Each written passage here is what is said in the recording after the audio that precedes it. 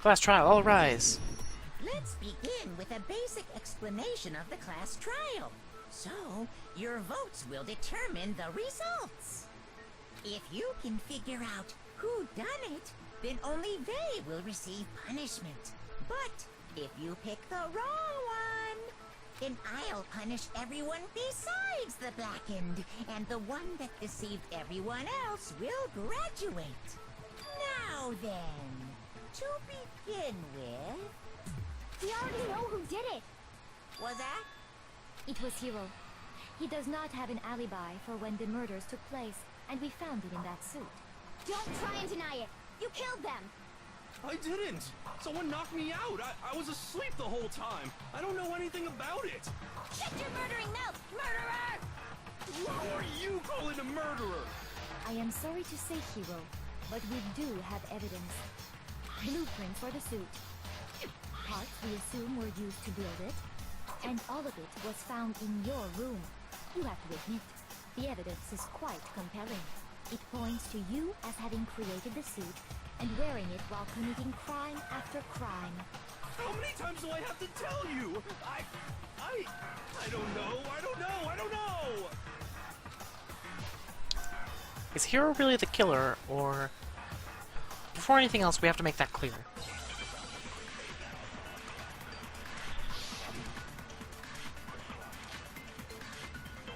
Okay, yes, Hiro's message. It's the only truth bullet I have. Everything we found in your room. The blueprints, the suit parts, they are all proof we know. Okay, so space is hide. Pause. The culprit. I don't know anything about that stuff! It's not true, it's a conspiracy! Hiro, why?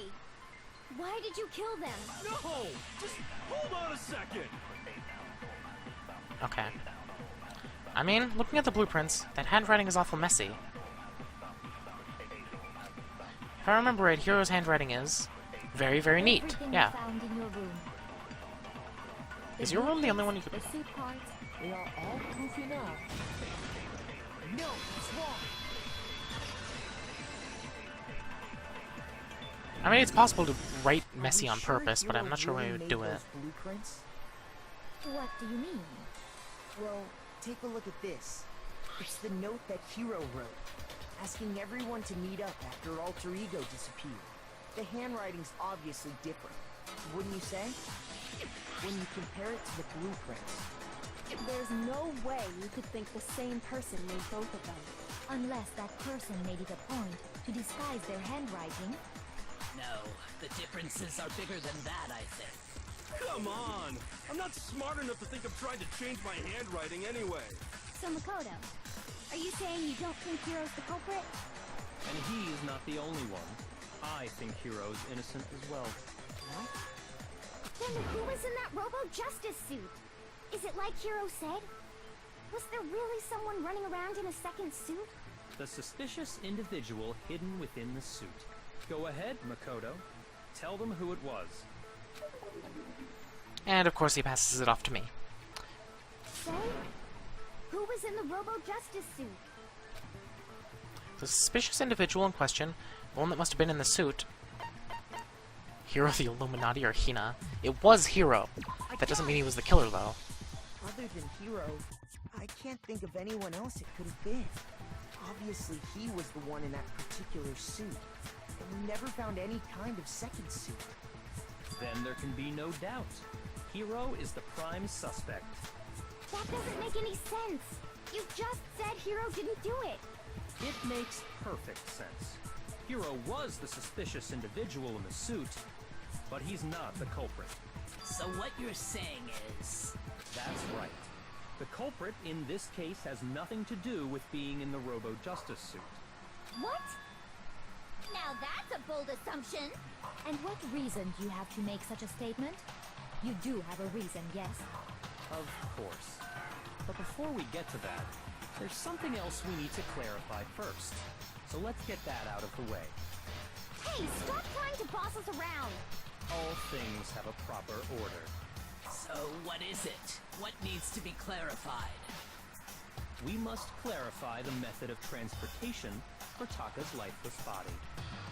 It would seem that his corpse was moved using certain particular items. Makoto, can you tell us what they were? Things that were used to move Taka's body. They must have been the... Okay. I got it! This blue tarp is one of them. There's still one more thing. Things that were used to move Taka's body. Okay, yeah, we have the blue tarp, and we have... the... Did I pass it? I think I passed it. Oh yeah, there.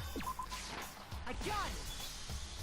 They were a dolly and a tarp, right? What's with the attitude? So, let's see if I can explain.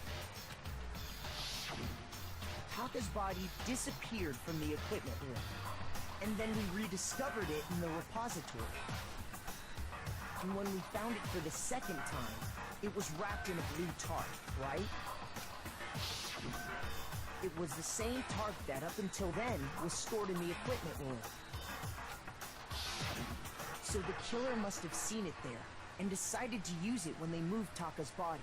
That way, they wouldn't leave any bloodstains while they were moving it. Okay, that explains the tarp. And the dolly? Same thing. I'm sure the dolly was in the equipment room when we first found Taka's body there. But when the body disappeared, so did the dolly. Later, when Taka's body reappeared in the repository, so did the dolly. In other words, you think they used the dolly to move the body. Am I right? But are you sure you are not mistaken? Huh? Are you absolutely positive the dolly was in the equipment room when we found Taka's body? That dolly was made specifically for moving large objects between the repository and the art room. It would be very strange indeed to discover it had made its way to the equipment room. Is it not possible that it was in the repository all along, and you simply didn't realize it? She's raised an objection. How do you respond?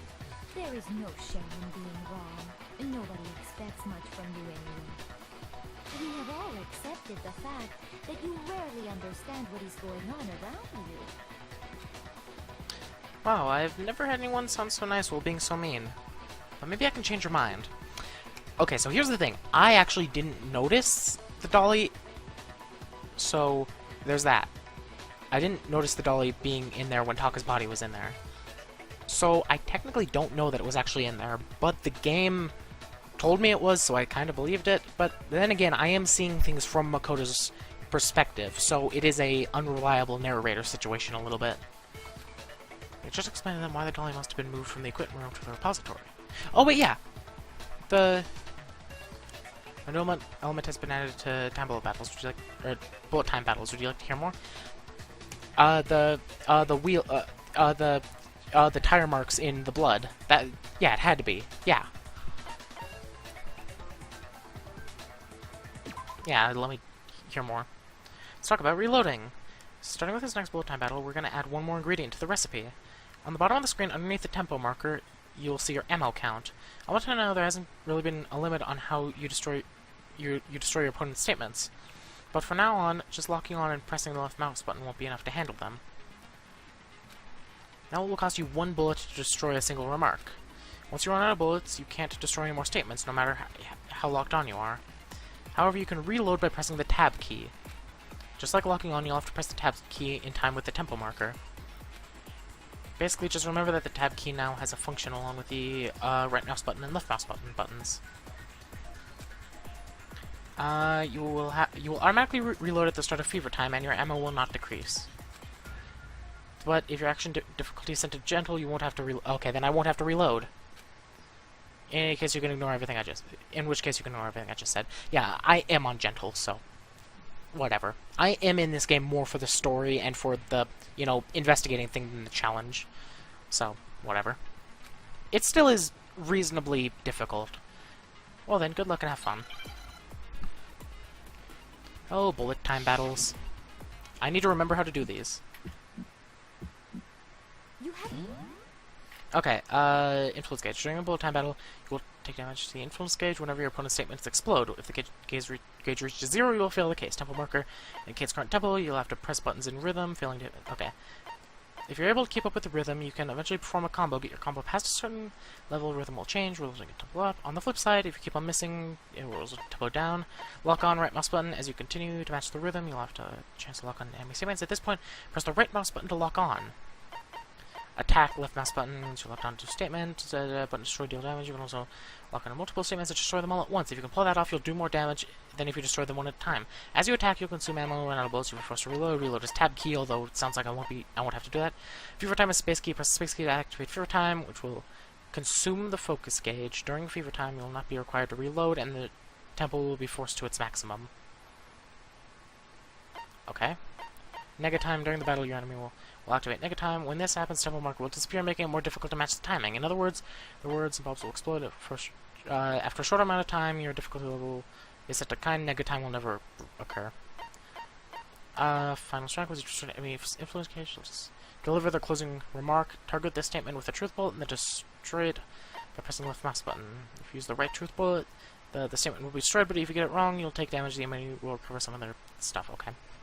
Okay, I get it. I cannot agree. You are a fool. So Nope, looks like I do have to reload. lies will get you nowhere. Do your worst. Away with you. You miserable wretch.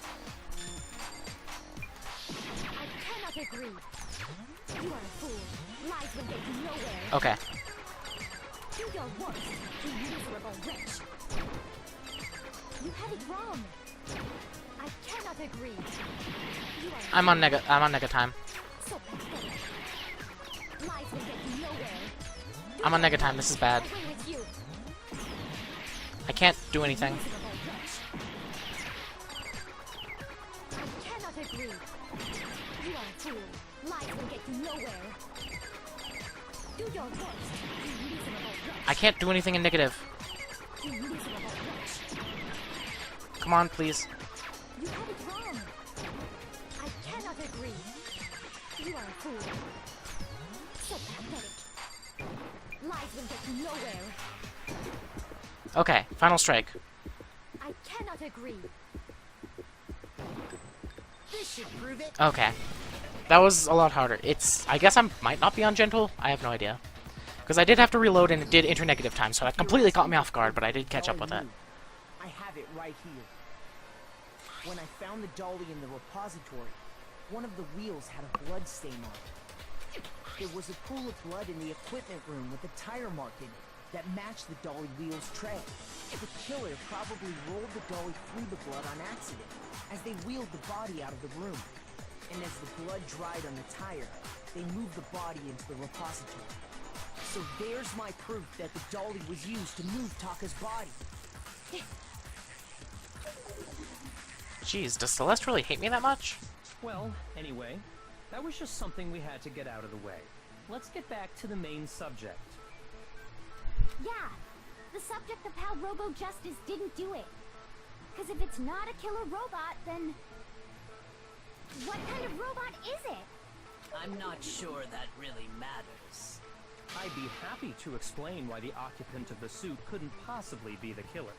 If you look back on how the body was transported, it will become immediately obvious. Okay. So look at how the body was moved. It'll be clear why the person in the suit couldn't have done it. It's because the waist doesn't bend. You have to bend down to reach the handle of the trolley, or the dolly, whatever it is. Because other things said it didn't have a handle, so it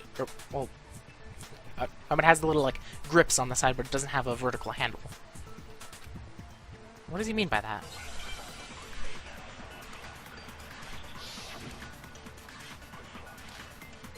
Robo-Justice costume. Okay. As we know, Taka was killed in the equipment room. And from there, the body was moved to the repository, correct? Yeah, the culprit wrapped the body in the tarp, then loaded it onto the dolly and wheeled it off, right? Yeah, that's the one I'm gonna do, but I'm gonna look at all Keep this. in mind that the dolly doesn't have a handle. Well, yeah, But even without a handle, all you'd have to do is bend Oh yeah, over. this no, it's this one. Okay, good. Then you See, can that's push why I the watched the dolly, entire no thing. problem. So the killer just crouched down and carted the body off to the repository. If you accept everything we just said, then you must realize that whoever was in the suit couldn't possibly be the culprit. Sorry, I don't think I realize anything.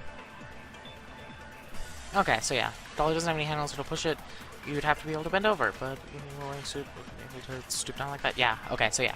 As we know, Taka was killed in the How do you equipment speed room, up?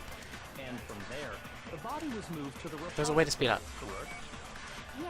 How do you the speed up? culprit wrapped the body in the tarp, then loaded it onto the dolly and wheeled it off, I right? forget how you speed up. I know there's a way to. Keep in mind that the dolly doesn't have a handle.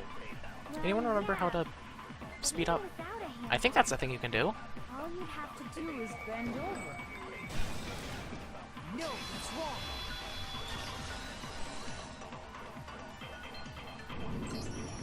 You're absolutely right that you could push a dolly without a handle if you stoop down low.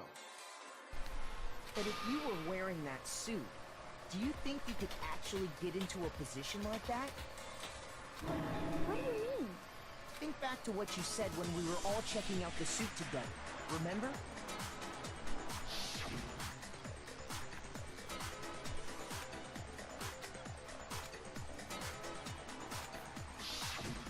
When you're in that suit, not only can you not see your feet, but you can't even bend at the waist. Am I right about that? Now that you mention it, yeah. It seems like it'd be awfully hard to push that dolly if you couldn't bend over. Well, what's to stop you from simply pushing the dolly with your feet? When you can't even see your feet? You really think someone could kick the dolly all that way? Yeah, it'd be totally impossible. Not that I can say for sure myself. On top of that, if you were wearing such a rigid, cumbersome suit, it's very unlikely you would have the dexterity to go about wrapping the body in a tarp. Well, I mean, isn't that just a matter of taking off the suit when you're ready to move the body? There's absolutely no chance that the costume could be taken off to move the body because, you can't take it off by yourself. I got it! I don't think taking off the suit was an option. If you remember...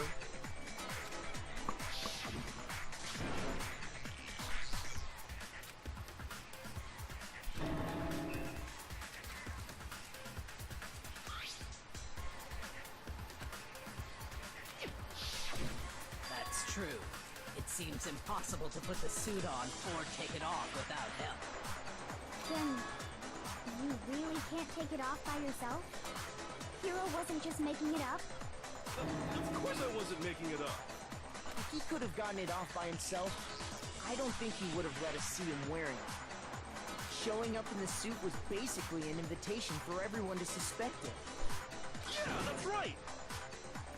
So, it's really, really true that Robo Justice couldn't have moved the dolly? To be clear, whoever did move the body, it couldn't have been Hero in the robot suit, correct? No, wait. Just a second, if you please. Have you forgotten about the picture that I took? You all got a good look at it, did you not? The image of Hifumi being dragged away by Robo Justice? If whoever was in that suit is not the culprit, how do you explain that? Besides, do you remember what the now deceased Hifumi said?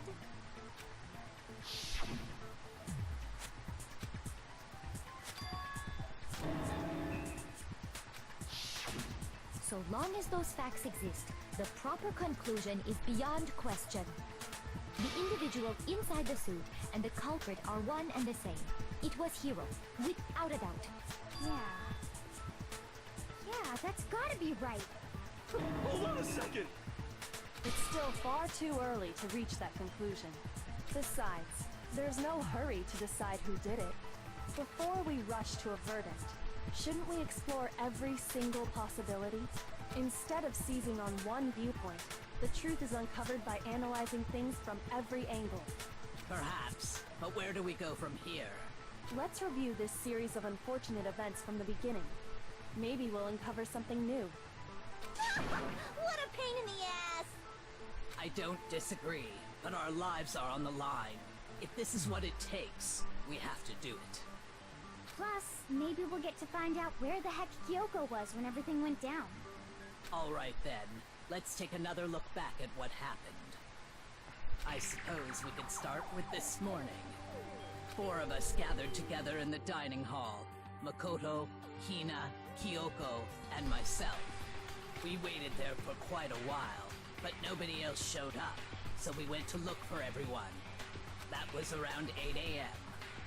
And as soon as we split up, Kyoko went missing. Soon after that, Hina found Celeste in the rec room and quickly came to get Makoto and me. It seems I was unconscious for about an hour after I was attacked by my mystery assailant. I know it was an hour because I remember being attacked a little after 7. That was when we saw Celeste's picture and discovered that her assailant had been wearing a strange costume. As it turns out, it was Robo-Justice. It also soon became clear that this same Robo-Justice had abducted Hifumi. We were soon joined in our search by Byakuya and Toko, and then went on to find Hifumi in the library. He was injured, so we took him to the nurse's office and resumed our search for the suspect. But not long after leaving the nurse's office...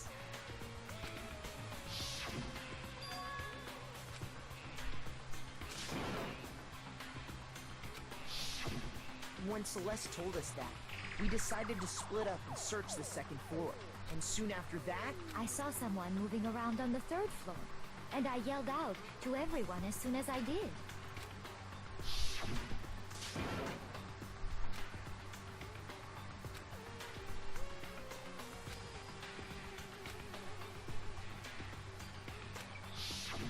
and then...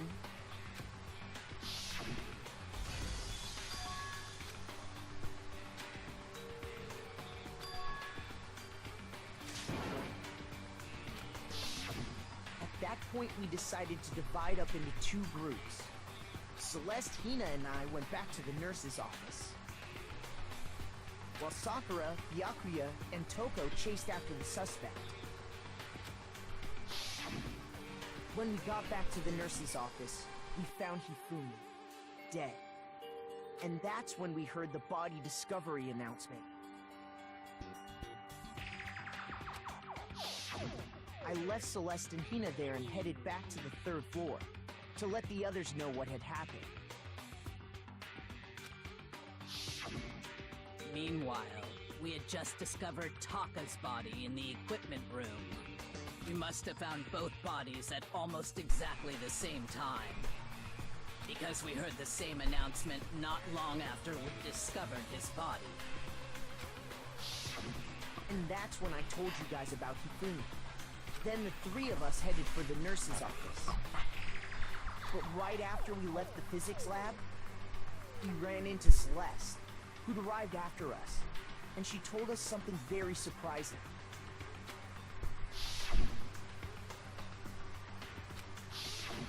We rushed back to the nurse's office and saw that she was right.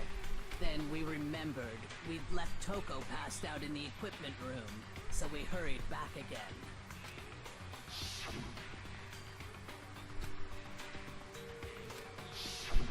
But when we got there, we discovered that now Taka's body had also gone missing.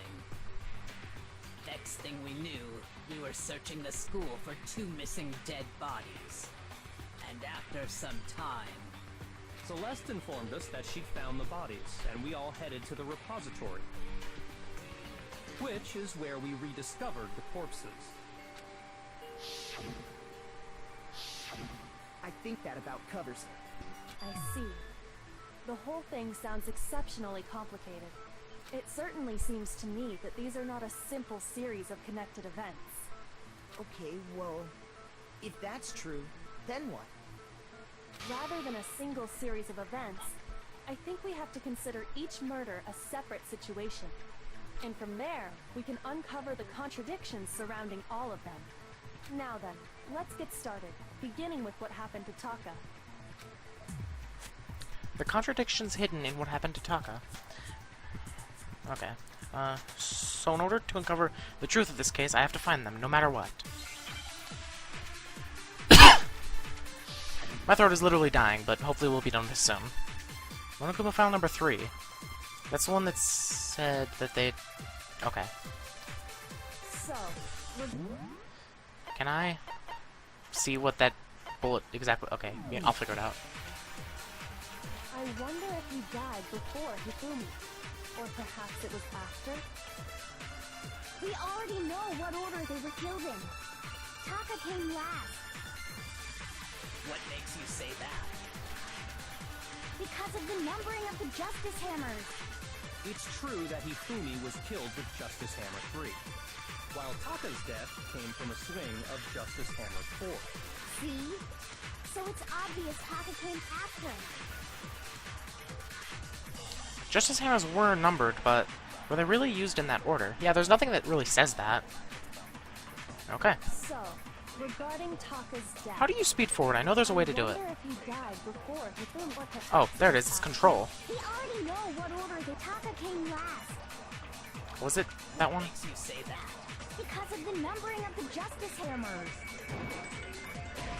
Oh, why? Okay. Come on, Makoto. Don't scare me like that. Makes me think something weird is going on. I know that's... Was that wrong? Regarding Taka's Wait, death, did it hit the green... Did it hit the... I wonder if he did it hit the died purple thing? before Hifumi. Or perhaps it was after. We already know what order they were killed in. I Taka came last. I don't like when that purple thing's in front of it. What makes you say Okay, I'll try this without hitting the purple thing. Because of the numbering of the Justice Hammers. No, that is wrong, okay. Okay, yeah, don't scare her like that. Okay. Okay, I thought I hit the purple one the first time. Okay, I'll try not to die. So, I wonder if or perhaps it was after. We already know what order they were killed in. What the? Okay, well I think I only have one... Okay, if I get it wrong again, I'm gonna die. So, regarding, I wonder if he or perhaps it was. We already know What order is not right. you say that? Because of the Numbering on the numbering hammers isn't right. True that Hifumi was killed with while Taka's death came from... See? So it's obvious Taka came after. Those are the only two ones, and both of them are wrong. So, regarding Taka's And I can't switch death, bullets. I wonder if he died before Hifumi. Or perhaps it was after? We What in the already world? know what order they were That's killed not in. right. Taka came last. What makes you say that? Because of the numbering of the Justice Hammers. That's not right. It's true that Hifumi was killed with Justice Hammer 3, while Taka's death came from a swing of Justice Hammer 4. And there's nothing else that's yellow. So it's obvious Taka came after. Justice Hammers weren't... It'd be great if I could... Oh wait, yeah, truth bullets. What does Monokuma file say? Cause of death of which was a blow to head. This is thought they were killed with a similar weapon. What can this do for me? Were Hifumi, Yamada, and Kiyotaka Ishimaru. The cause of death for each was a blow to the head. This is... They were killed with a similar weapon.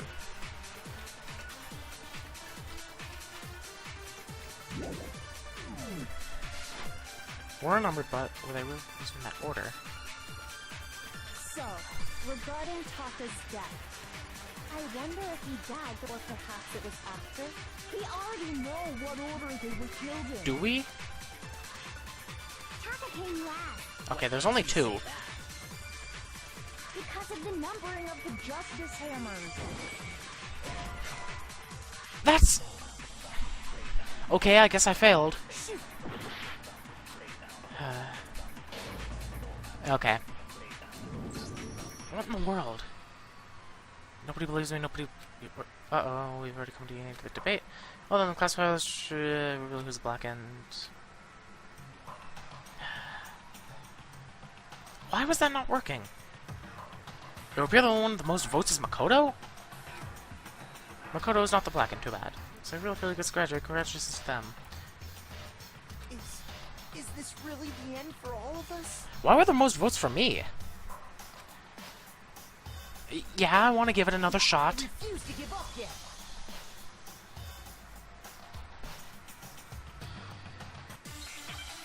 Is this from that part?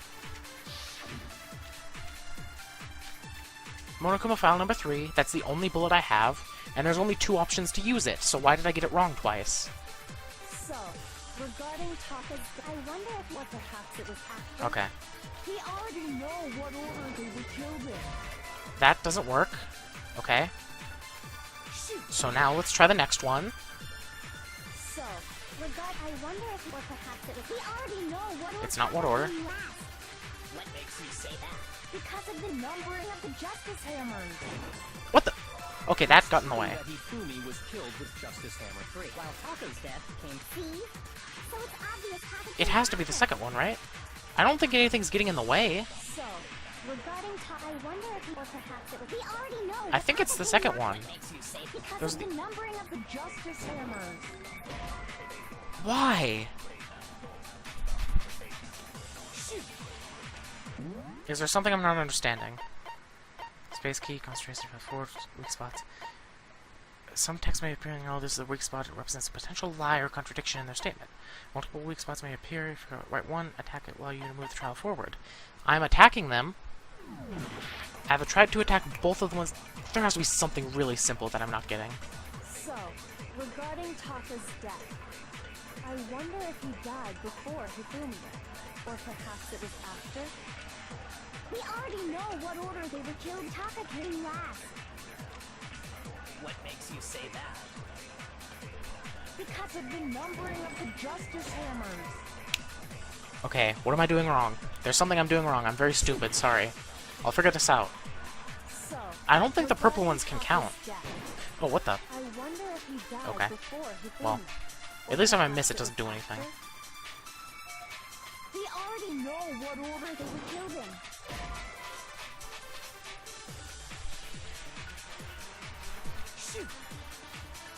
Why? What am I missing here? So, regarding Taka's death, I wonder if he died before Hifumi, or perhaps it was after.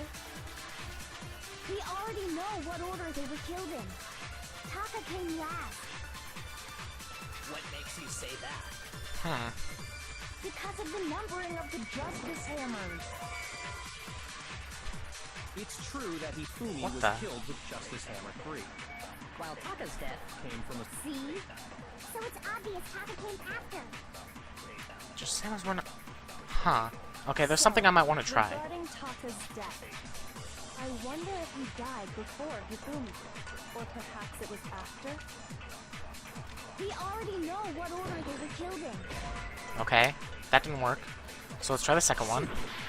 I'm gonna try to do it without slowing down, because So, when I slow down, it lessens my star gauge up here. I wonder I'm not if sure he what that is, but I died thought that before was my Hifumi, influence. Or perhaps it was after. We already know what order they were killed. Taka came last.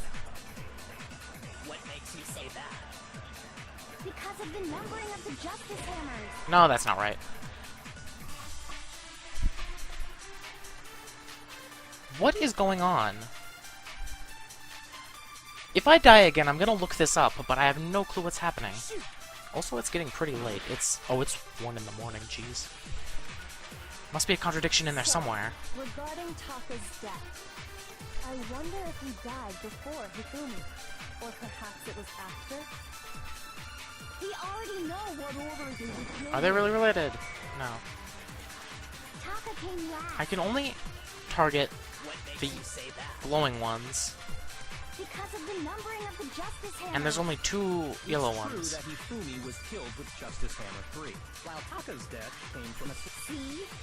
So it's obvious Taka came after. So, What is wrong regarding here? Taka's death, I wonder if he died before Hifumi, or perhaps it was after. We already know what order they were killed in. Taka came last. What makes you say that? Because of the numbering of the Justice Hammers. It's true that Hifumi was killed with Justice Hammer 3. While Taka's death came from a swing of Justice Hammer 4. See? So it's obvious Taka came after. There's literally nothing I can do. Okay, I'm gonna take another random shot and see if it works, and if not, I'm gonna look it up. Know what order the Taka came last What makes you say that? because of the numbering of the Justice Hammers. Yeah, okay, I'm dead. Okay, let's look this up. Okay, so I looked it up. It says, what order is the right answer? Okay, so yeah, Monokuma, you just tell me that for some reason I have the most votes, even though if I got it wrong, I'm pretty sure it would be Hero. Yes, I want to give it another shot. The correct answer is what order.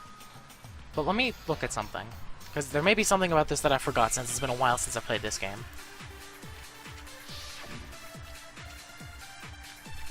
Monokuma File 3. So, Weak spots. Firing truth bullets.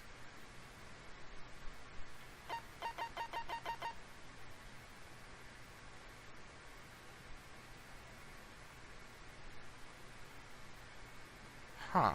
Truth bullet flashback. If you target a weak spot, then hold down the left mouse button, you can use that weak spot as a temporary truth bullet later in the argument. That might be what I have to do.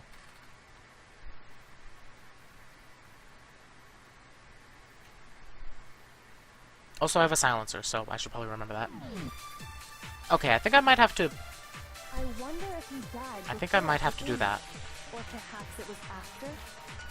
we already know what order they were killed in. Taka came last. Okay, I forgot I could do that. So that is... So I had the right thought, but I was using the wrong bullet. The numbering of the Justice Hammers. There. Okay, that was... I'm glad I remembered to do that. Or, I'm glad that I looked that up, because I would have never figured that out otherwise. Hold on. There's no reason to assume that the hammers were used in the same order as their numbers. If anything, that's just another way the killer tried to disguise their actions.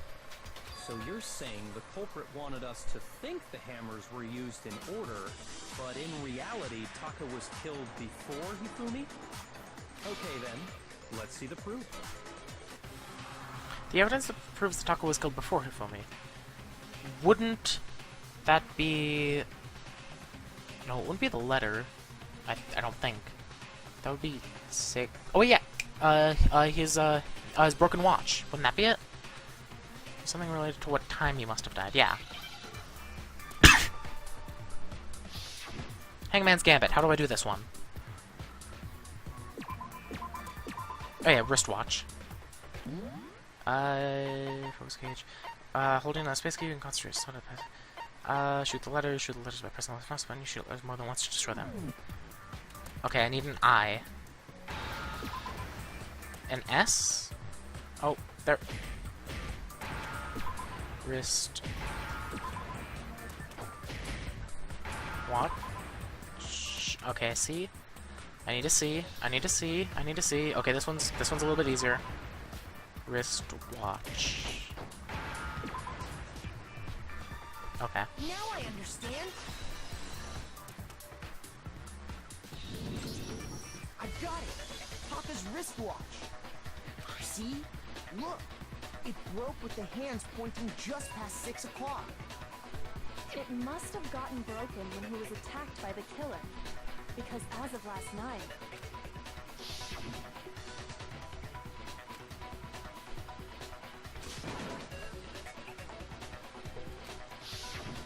so if it wasn't broken after 6 last night, then he must have been attacked around 6 this morning. And that would be his official time of death. But if that's true, then he was killed well before Hifumi. And before Celeste was attacked this morning, which happened around 7. That's right. Taka was killed before any of the other incidents took place. That simple fact slipped past all of us. We made the wrong assumption about the order of events, all because of those justice hammers. That's exactly why the culprit wrote the numbers on each hammer and had them increase in size. That way, when we saw how they were used in each incident, we'd easily make that wrong assumption. Now, if Taka was killed around 6, then everyone's alibis for his murder go out the window. Because when he was killed, we hadn't met up in the dining hall yet. That may be true in the case of Taka's murder, but all of our alibis still hold true for Hifumi's death. That's right. With him, at least, we're all safe.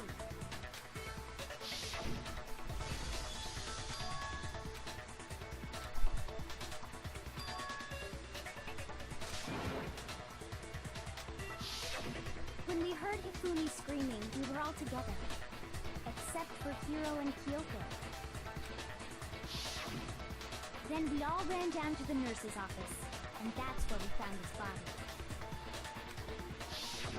That's totally true! We're all in the clear! Oh, I know! They must have recorded him screaming on a tape or something, then played it later on!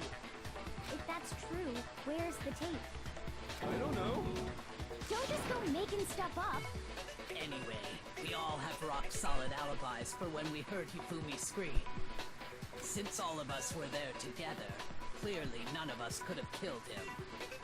And it does not stop there. There was also the moment when we discovered his body had disappeared. When his body vanished from the nurse's office, Hina and I were in the bathroom together, while everyone else was in the equipment room, correct? And then there's the disappearance of Taka's body from the equipment room. At that time, we were all gathered together in the nurse's office because of Hifumi going missing. Oh, don't forget, I was passed out in the equipment room the whole time. Wait, then what if Genocide Jill did it? She could have dragged Taka's body out of there right then!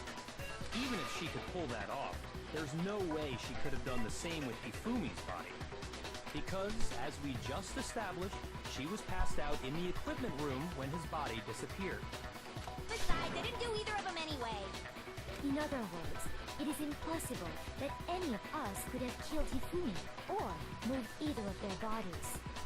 On the other hand, Hiro and Kyoko had disappeared, so they most certainly could have done those things. So what now, Kyoko? For now, we can't get fixated on who did it, or we'll just keep going around in circles. So instead of who, I propose we start talking about how.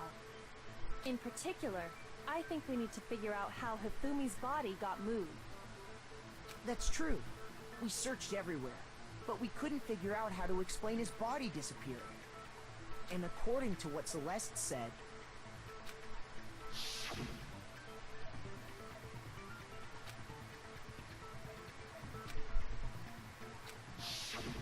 his body apparently disappeared in the 1 minute her and Hina took their eyes off of it. But to carry that much weight from the first floor up to the third in that short amount of time? Oh man, yeah! There's no way! It'd be impossible! Well, what if I told you there was a way to make the impossible possible? What? How? If the dead body were to move itself.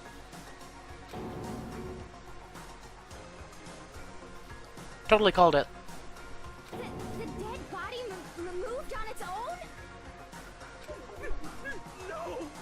Not another... ghost! I don't think it has anything to do with the occult. I think what she's implying is, we thought Hifumi was dead, but perhaps in reality he was still alive. He was alive? Are you saying Hifumi wasn't carried out of the nurse's office, but simply walked out on his own? But I mean, we found his body. He was dead. Perhaps he was simply playing dead. That it isn't possible. The idea that Hifumi was still alive, is it really possible? He did clean it, well, someone cleaned his glasses, and we have to assume it would probably be him. Broken wristwatch. Okay, Wyatt, I might have to absorb another thing. That when we first found Hifumi in the nurse's office, there's a chance he was actually still alive? No, it is impossible. Hifumi was dead, without a doubt. And you know that how? Surely you heard the body discovery announcement along with the rest of us. Hifumi's dead body had been found. And that is why the announcement was made. No, Are we Taka's body really had been so found sure too. about that? Maybe the announcement was intended to signal someone else's discovery. Taka's? I'm sure the body was only made once. But if and Taka's bodies were discovered at almost exactly the same time. Are you saying that when we first found Hifumi in the nurse's office, there's a chance he was actually still alive? Still alive. It is impossible. Hifumi was dead. And you know that Still how? alive. Surely you've heard the body discovery announced. Hifumi's dead body had been found. And that is why Are we really so? Maybe the announcement was intended to signal someone else's discovery. Ifumi's dead body. I actually think I might not have to absorb a previous statement. I'm gonna use Broken Wristwatch on the last statement. No. Hifumi was dead. And you know that I should surely probably you've heard use the body silencer to take Hifumi's these just in dead body case. had been, and that is Are we really so? Maybe the announcement was intended to signal someone else's Nope. discovery. Have to do with what I said, or do you just not know what you're doing? I have no clue what I'm doing. Okay. Broken Are you wristwatch. saying that when we first found there's a chance he was actually still... No. What? Oh, okay, I did that right. I thought it was wrong. It made a weird Hifumi sound. was dead. And you know that how? Surely you've heard the body discovery announcement. Hifumi's dead body had been found. This one? No. Your meaningless words tire me. Stop wasting my time. Okay. I never claimed to be good at this, so just remember that. Found there's a chance he was actually still alive? No. Wait, still alive? Hifumi was dead, and you know that surely you've heard the body. Hifumi's dead body had been found, and that is why. Oh yeah, if he was alive, then it couldn't have been. Yeah. Maybe the announcement was intended So I need to signal take the someone first statement else's and use it on the discovery. second contradiction. Okay. Are you saying I feel like this game got a lot harder. Did I Hifumi switch? in the Did I switch nurse's modes and not office? remember? There's a chance he was actually still alive? No, it is impossible. Hifumi was dead. Without it, and you know that how? Surely you've heard the body discovery announcement. Along Hifumi's dead body had been found. Okay, that's not right. Yeah, meaningless words. Are you saying that when we first found there's a chance he was... Okay. Hifumi was dead, and you know that surely you've heard the body Hifumi's dead body had been Dead found. body had been And found. that is why Are we really? Maybe the announcement was intended to signal someone else's discovery.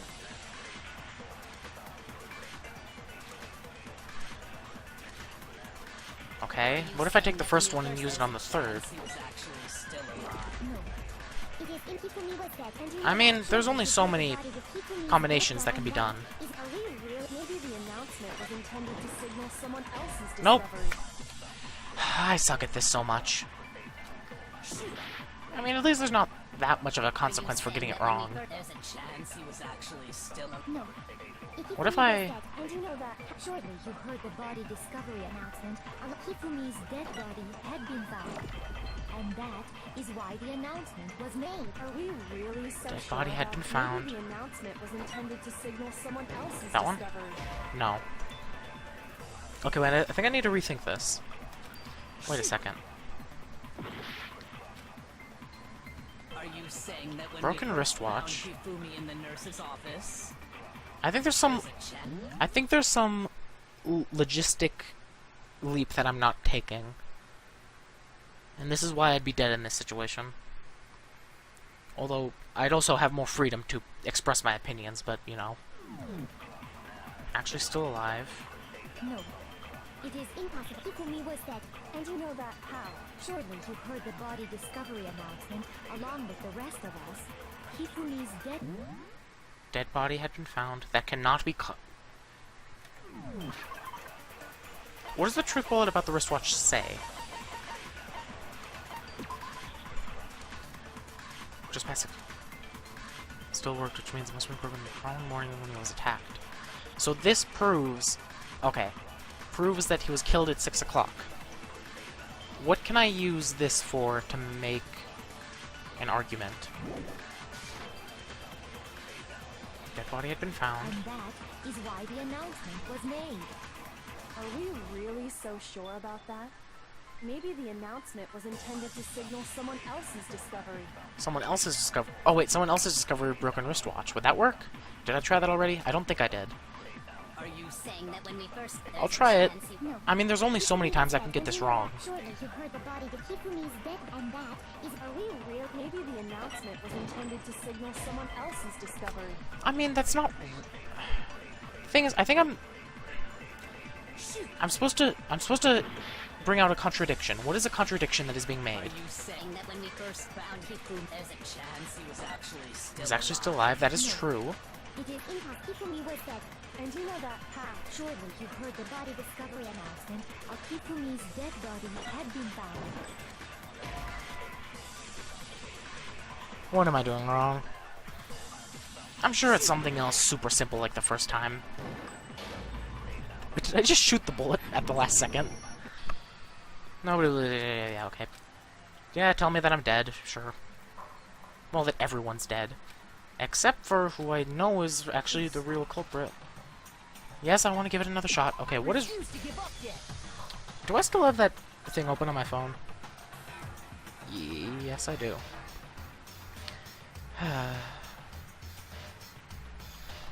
I just... Okay, so if that's open, I'll look at it. Okay, let me look at this one more time, and then, if not, I'll look at the thing. Broken wristwatch. Okay. I think I have to absorb something, then. Because I think I tried broken wristwatch on all of them. he was actually still alive? Actually, still alive.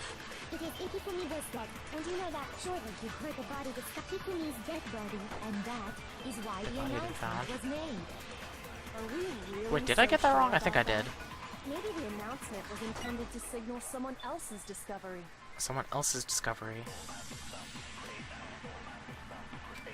Okay, if I die one more time. That when we first, there's a chance he was actually No.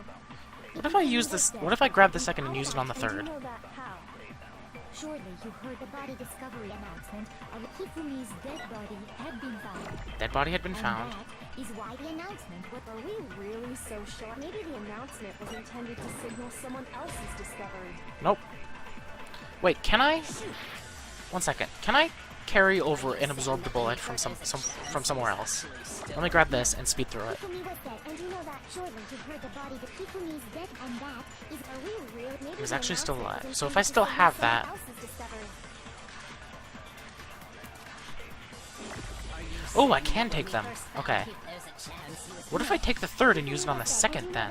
Surely you heard the body discover Kifumi's dead body. Dead body had been found. Are we real? Maybe the announcement was intended to signal someone else's discovery. Wait, did I grab it? I don't think I think that went by too fast.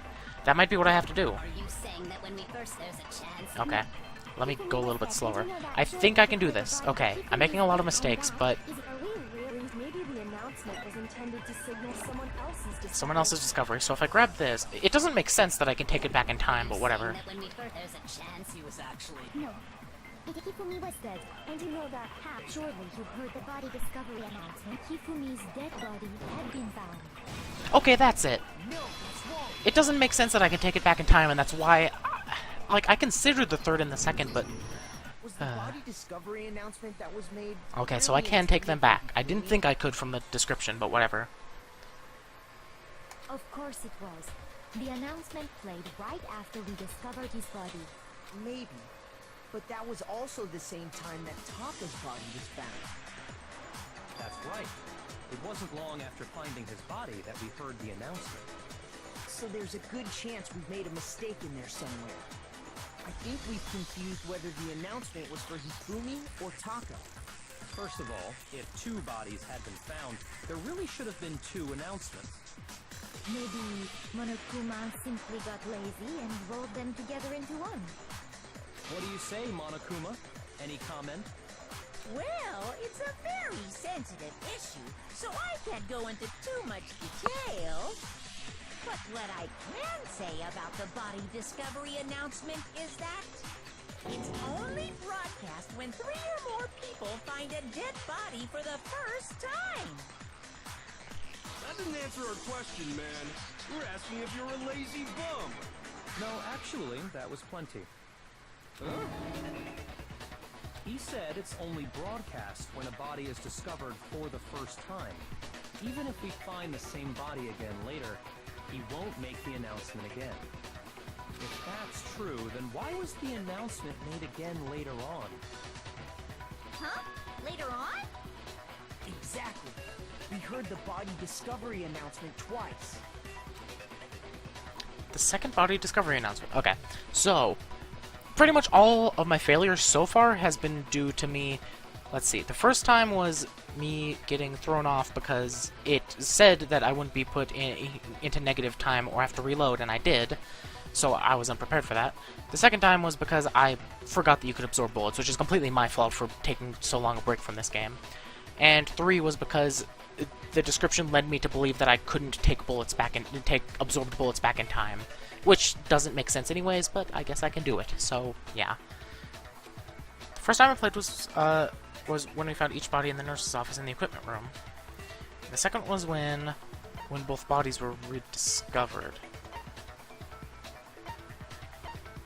I got it! We heard it a second time in the repository, when we rediscovered the 2 bodies.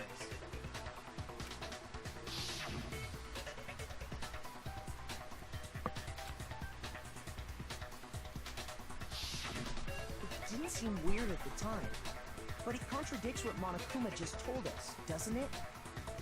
Exactly. If we were actually rediscovering both bodies, the announcement shouldn't have played. And in reality, when the 2 dead bodies were rediscovered, one of them was actually being discovered for the first time. So, when we found Hifumi the first time in the nurse's office, he wasn't actually dead yet. Meaning, he wasn't actually found dead until we came upon him in the repository. And that's just part of it. There's one other thing that leads me to believe he was still alive in the nurse's office. Oh, I know! Because he was super good at playing dead! Bada bing, bada boom! That is the worst logic I have ever heard. But honestly, I do not think there's anything that can prove he was still alive. Okay then, let's take another look at the events surrounding the discovery of his body. Then it should become clear whether he was really alive or not. This whole thing is pointless. There has to be proof that shows Hifumi was still alive. I have to find it and show it to everyone. Wasn't the fact about the announcements just proving that he was still alive because we couldn't have rediscovered it? I mean, unless Taka was still alive, but that's probably not true. Because then how did Hifumi get on the 3rd floor? This game is making me do more work than I should have to. That would be the glasses, wouldn't it? That's what I can think of. Yeah, Hifumi's glasses. Let's do this. Well, here's one thing we do know. The first time we found Hifumi's body was in the nurse's office. Yeah? And then, while me and Celeste were in the bathroom, his body disappeared.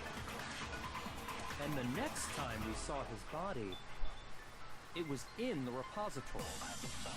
But when you compare his body before being moved and his body after being moved, other than the change in how it was positioned... Okay, that's where I'm going to use it, I think. There was no notable Wait, no notable... Yeah, no notable difference. That's where I'm going to use it, because that is wrong. Is he really still alive? Of course not. It is impossible. This is ridiculous. When Hifumi's body was found in the nurse's office, when it was found again in the repository. There's definitely some sort of conflict there. Well, here's one thing we did the first time we Okay, so yeah, I need to do it on the second thing that Celeste And the says. next time it was in the... But when you compare his body before being moved, other than the change in how it was Oh, positioned, whoops. there was no notable difference. There.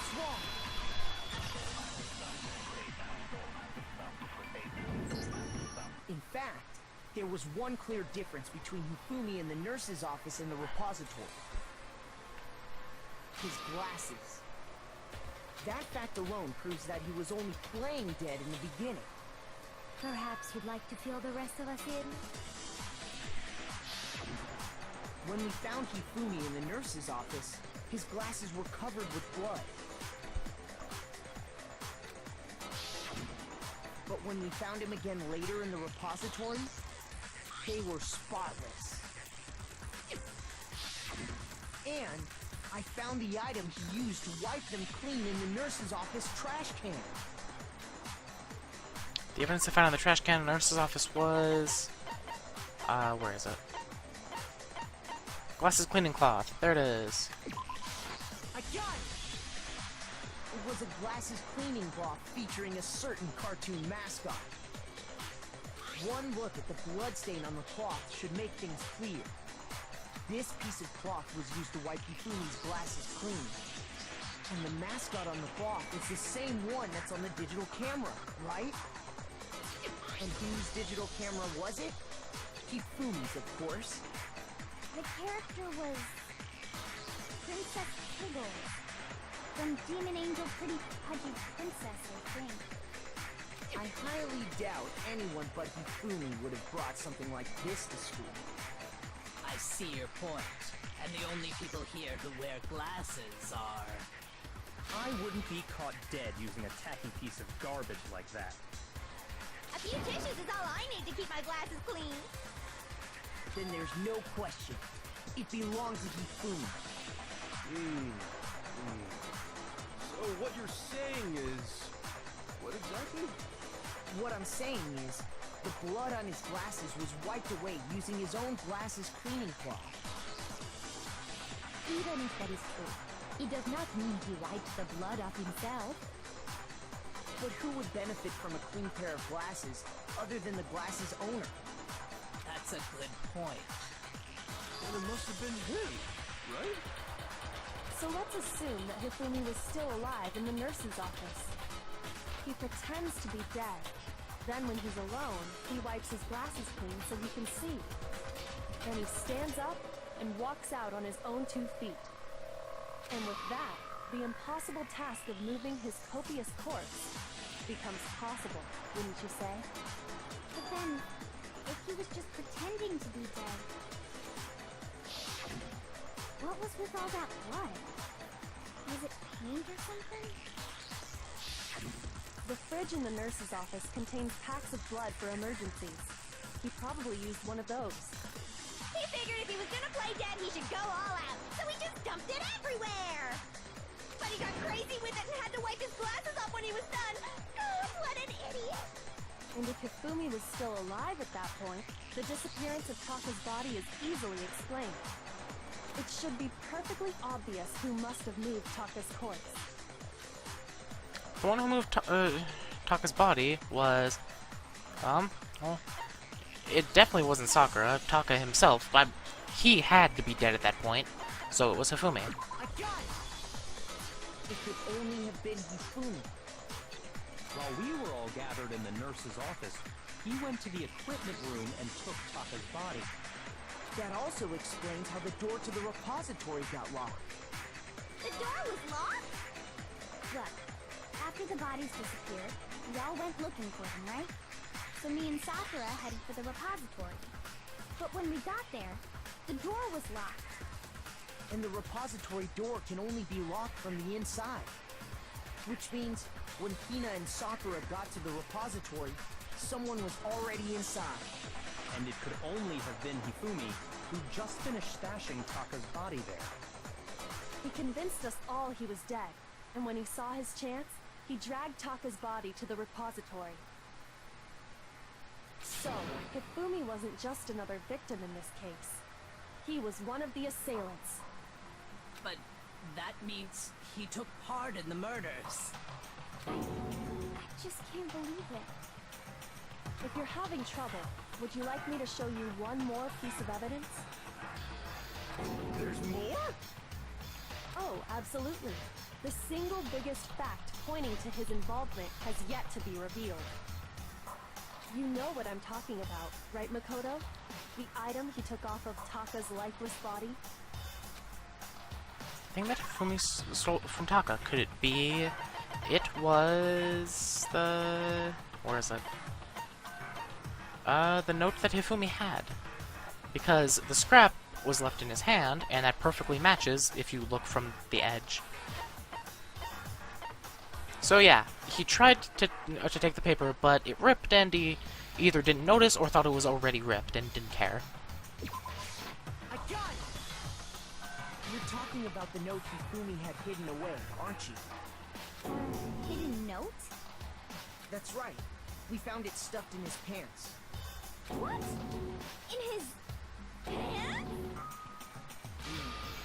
Yes, his pants. Okay, well, forget about the pants for now. Take a look at what the note says.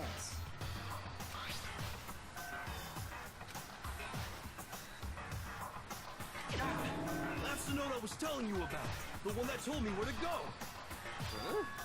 Wait, this one's a little different. In my note it said, Monokuma can't find out, so don't tell anyone else for now. Let's meet in the rec room at 1 a.m. I see. Then this note isn't the same one Hiro got. It's not the same? In other words, the killer got in touch with another person besides Hiro. And that person could only have been...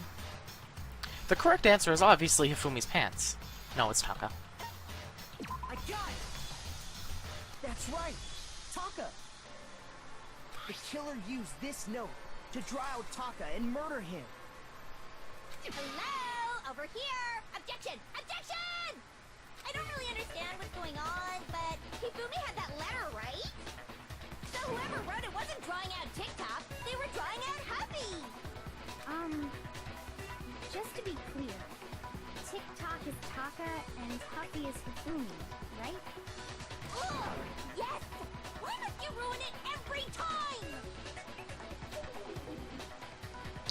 Man, Genocide Jack is seriously scary, but still. I can't let her get to me. Oh, jeez, is this the...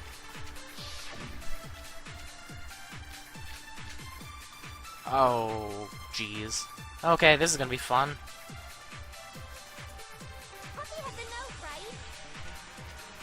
Then the person it was intended for must have been Huffy! But remember what the note said. What time did it say to meet? 6 a.m., I believe. The time doesn't matter! The note has nothing to do with TikTok! Right there.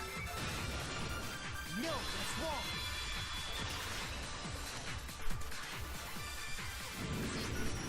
No! There absolutely is a connection. What the hell are you talking about? The note said to meet at 6 a.m., which is the same time Taka was murdered. We've already proven that using his wristwatch. But there's more. Look where the note says to meet. The equipment room, right? Which is where Taka was killed. I see. So, Taka was murdered at both the time and place written in the note. I think that should be plenty to show that this note was definitely meant for Taka. Well, when you put it like that... No further objections! Then someone used that note to trick Taka. Just the same as me. The culprit really is a cold-blooded monster. Telling people they found a way out. But if they gave the note to Taka, what was Hifumi doing with it? Stuffed down his pants, no less! Most likely, Hifumi stole it off Taka's corpse after he died. Huh? He stole it? Where's your proof? Go ahead, show us. Proof that Hifumi stole the note from Taka is the other piece that Taka had. Kiyotaka's scrap of paper. I got it! When I searched Taka's body, I saw that his lifeless hand was gripping a small scrap of paper. If I'm right about this, the sheet of paper this piece came from is... I knew it! It fits perfectly with the note we found hidden on Hifumi. Then Taka's scrap and Hifumi's note. Yup, they're from the same piece of paper. Hifumi had the note meant for Taka, while Taka's corpse still grasped a small piece of that note. There's only one way to explain it. Taka died clutching the note. Hifumi tried to free the note from his death grip, leaving behind only one small scrap. Did I get all that right? That means Hifumi knew the note was important. Exactly. Which proves that he was an accomplice in the murder. Whoa.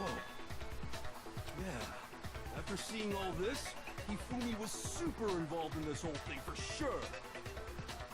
In fact, he was behind the whole thing. In fact, he's still alive. Sorry, no. When we found him in the repository, Hifumi was truly and completely dead. The second body discovery announcement proves that. So then, who killed Hifumi? Whoever did is the mastermind, the true killer. He was killed in the repository. So he must have been killed not long after transporting Taka's body. So, he must have been killed after Taka's body vanished, but before we found both bodies in the repository. During that time, we'd all split up and were searching for Taka's missing body. In other words, during that time, none of us have alibis. Wait, but me and Sakura were together. Stop trying to steal the spotlight, you stupid walrus! Who are you calling a walrus? Anyway, when they were killed bothers me too. But there's something that's been bothering me even more. And what might that be? The weapon they used to kill Hifumi. A weapon? Yeah, because I mean, according to the Monokuma file, the way Taka and Hifumi were killed was almost the same, with them having similar fractures and all. But Justice Hammer 3 and 4 were still laying around in the nurse's office and equipment room, right? So if Hifumi was killed in the repository, the culprit would have had to grab one of the hammers, kill Hifumi, then put the hammer back where they found it. But wouldn't that be seriously risky for him? I'm surprised. It seems there's some semblance of a brain knocking around that skull of yours after all. Hell yeah, it's packed in there good and tight. He's right, though. I don't understand it either. The Monokuma file makes it clear that they were killed using similar instruments. But if the hammers were already laying around those other rooms... So the question is, how could the culprit have gotten their hands on either of the hammers? Personally, I haven't a clue. So which hammer was used to attack Celeste? Number 1 or number 2? Those were accounted for in other rooms too. And I don't think either one is big enough to kill someone. Then... Is it not possible they used a different weapon? I don't think it is possible. They were both killed with the same kind of thing, right? So then, what was used to kill Hifumi? The weapon that was actually used to kill Hifumi. Hey, maybe it was hammer number 5? Because there was the hammer that was washed off in the room. Whole picture surrounding the case won't become clear until we figure that out. Somehow I have to find the truth. Okay, what am I gonna have to do now? Spotless hammer, yeah. I thought so. I just need to find where to use it. What was used to kill Hifumi? Well, I could Was it do it Justice right Hammer there? 3? Maybe Justice Hammer 4? Well, whatever it was, how was the culprit able to move around so freely with the weapon? How did nobody witness them carrying it? Sounds like a Justice Hammer 5 is about to make it to theater! Oh, Justice Hammer 5. That might be it. MurderGear.com/hammertime for more info! Well, one thing Okay, seems to be murdergear.com/hammertime. clear. I wonder if that's a website. Had to be one of the Justice Hammers. Or that one. Okay, That's about it. I think it might actually be the very last one. Okay. What was used? Was it just maybe Justice? Well, there's one, how was the culprit? How did nobody... Sounds like a Justice Hammer! Check out MurderGear.com/... Well, one thing seems pretty clear. The Murdergear.com/hammertime. murder weapon had to be one of the Justice Hammers. Yeah. No, it's wrong. Nice. The murder weapon wasn't a Justice Hammer at all. No, it was something completely different. But seriously, a different weapon? Specifically, a hammer from the repository. The killer could have easily used that to kill Hifumi. Now, all the hammers in the repository were covered in flecks of grit and debris. But for some reason, one of them had been scrubbed clean. And the reason it had been scrubbed clean was most likely because it was used to commit murder. If the hammer got covered in Hifumi's blood, of course they'd have to clean it off. I'd also like to point out that the repository has all kinds of hammers. Big ones, small ones, and even some flat mallet-like ones. I think whoever made the Justice Hammers used those as a basis for their design. If that's true, that would explain the Monokuma file's note about the wounds being similar. So Hifumi moved Taka's body to the repository, where someone then used a hammer to kill him. Whoever did that is the true killer. The one Hifumi was working with. And the one who betrayed him. Hold on a moment. I still think it's strange to assume someone was working together with him. The way the graduation rule works, there is no benefit to helping someone else carry out a murder. So the idea that anyone would work together like that is simply ludicrous. We talked about this, did we not? We did talk about how there wouldn't be any reason for anyone to work together. At least that's what we thought at first, but...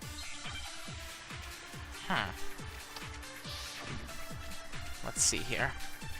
Spotless hammer. I don't think I'm going to use it again, so I might have to absorb something. Based on the rules that have been laid out for us, even if more than one person is complicit in the murder, only the one who actually carried out the act can graduate and survive. Assuming the rule holds true, it is simply impossible that two people work together on this.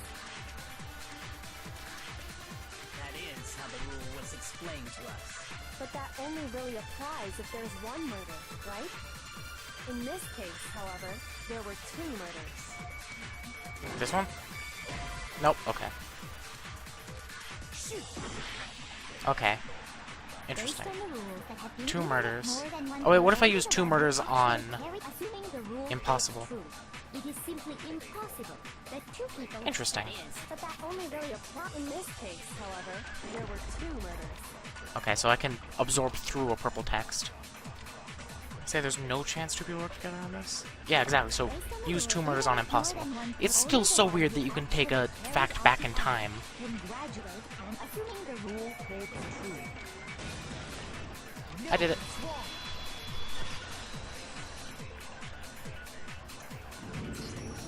Since there were two murders, it's at least plausible that more than one person was involved. What do you mean? If there'd only been one murder, then yes, the idea of an accomplice isn't really worth considering. Naturally, if only one person can be saved per murder, an accomplice has no risk versus reward benefit. Risk versus reward benefit? The payoff for working together. The reward that balances out the risk of taking part in a scheme. There's no point in being someone's accomplice if there's no benefit to you. However, if there were some potential mutual reward for the risk, then cooperation becomes possible. You're saying that two people could act as each other's accomplices to commit two separate murders. I think that's what the true killer told Hifumi. They would each have an accomplice for their crime. And based on the case's events, Hifumi would have been the first one to act, murdering Taka. They made him carry out the first murder so he couldn't back out of helping them later on. So in this case, there wasn't one single person committing multiple murders. Instead, each person killed someone, creating two separate incidents. And it only looked like one person because that's how the true killer designed it to look. A single suspicious individual, a similar weapon used in each crime, disappearing bodies. By creating one seamless set of circumstances, they made it look like one person was behind it all. The mastermind picked their target and managed to convince him to go along with their plan. And then, to avoid the no accomplices rule, they simply killed their accomplice. Which, if true, means that betraying Hifumi was part of the plan from the very beginning. That's just awful. How could anyone be so cruel? You think so? I can't help but admire its cunning. Still, their choice of accomplice seems odd. The effort made to convince us the two murders were the same. That was the main characteristic this time. Kyoko must have noticed that fact from the very beginning, which is why she said not to look at this as a series of connected events, but entirely separate incidents. Kyoko really is amazing, although, when you think about it, she's almost too amazing. Like, it's almost unnatural how good she is at this. I understand how an accomplice could be involved, but then who was the one pulling Hifumi's strings? That's problem numero uno right now. The true killer manipulated Hifumi to carry out a number of actions, and in the end murdered him. In the debates up till now, the way the case has unfolded, when you consider all that, there's really only one person who seems to fit.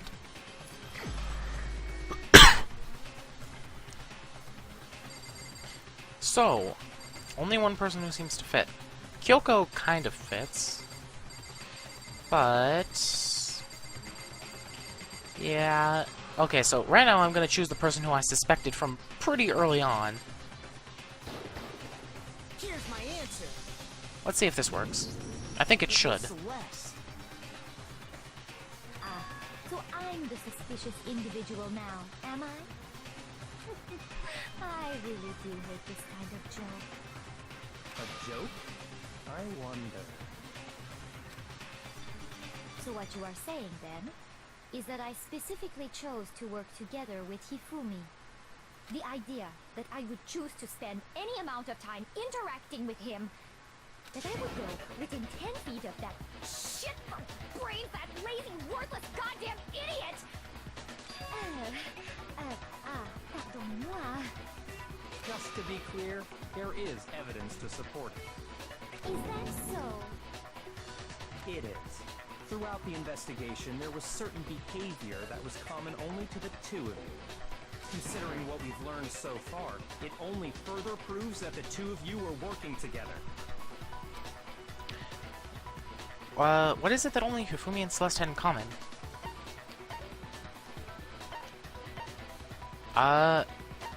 Well, it was...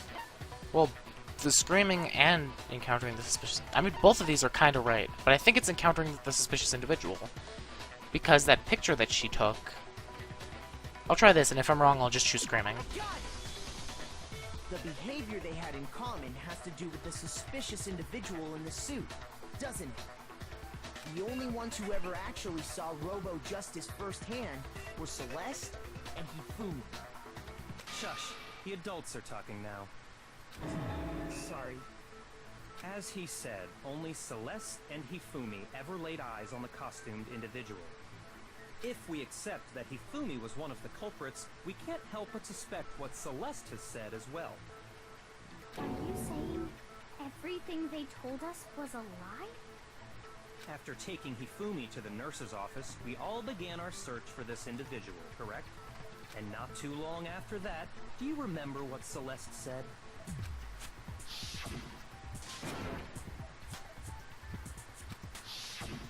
We headed to the second floor specifically because of what she claimed to have seen.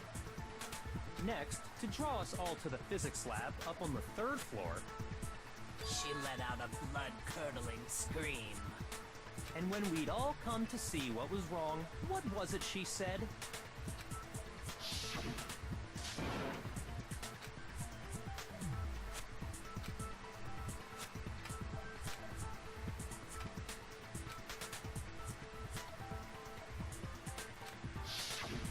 Once she'd done her job of getting us all up to the physics lab, it was time for her partner to get to work.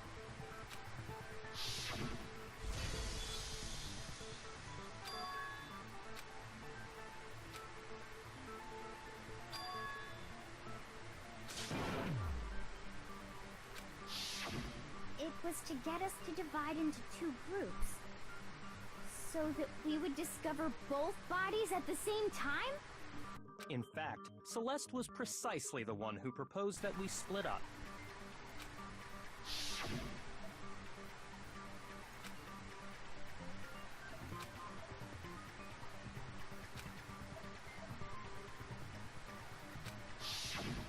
Well, if Celeste and Hifumi were working together, all those chance events suddenly become connected.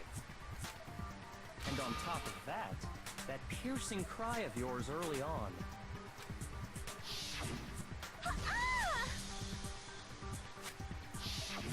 That was to signal Hifumi, wasn't it? It was your way of telling him, we're on the 3rd floor, everything's going according to plan. Why else would you let out a scream that could have carried across the sea? I just realized another strange thing. When we found Hifumi in the nurse's office, who we now know was only pretending to be dead,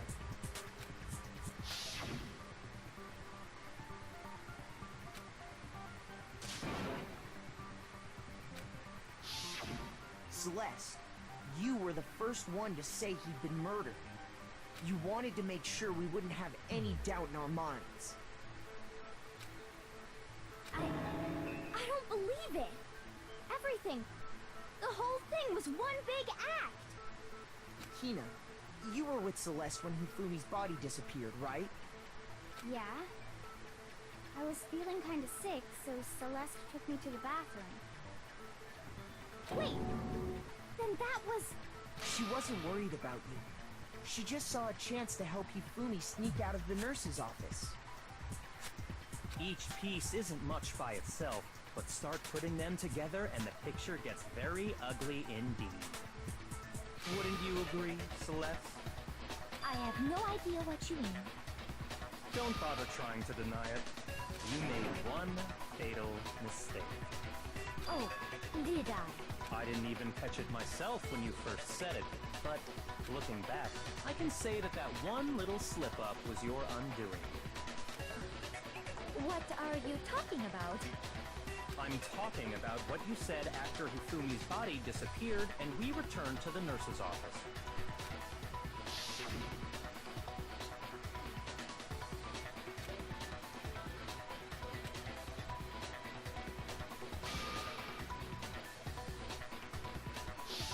I remember her saying that too, but I don't understand what's so strange about it. Then pay attention. Sakura, Toko, and I were first to discover Taka's body in the equipment room. Then Makoto showed up and told us Hifumi had been killed, so Sakura and I left with Makoto. Once we were in the hall, we ran into Celeste, and the four of us headed to the nurse's office. Now, the entire time we were together, none of us said anything about Taka being dead. Think about it. Celeste's comment doesn't make sense. It was completely out of place. Yeah, I see what you're talking about. Although I don't really get what it means. You hear that, Celeste? Everyone's having some trouble understanding. Could you repeat what you said? If you're really not the culprit, you shouldn't have any problem repeating it, right? Byakuya said that Celeste's comment doesn't make sense, but what is he alluding to? She knew that there was a second dead body without anyone telling her? Okay, I think I might have to absorb for this one. All I said was... They must really be enjoying this. Enjoying the sight of us standing around, frightened and confused. They must be positively elated. We are all going to die here. We are going to die, just like those guys died. I'm gonna take this. And that is all I said. And that's all it takes to finish this. It's obvious, isn't it? What was so strange about Celeste's comment? That?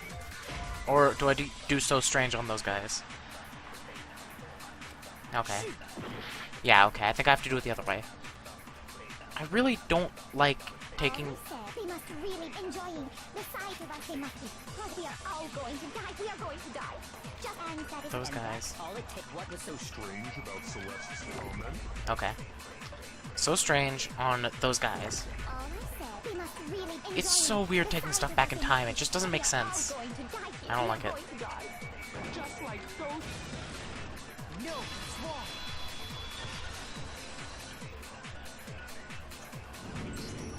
That's right. There's no reason Celeste should have said, just like those guys died. When she said that, none of us had told her Taka was dead. Exactly. And we didn't run into her until after we were all out in the hall. So there was never any chance for her to have seen his body in the equipment room for herself.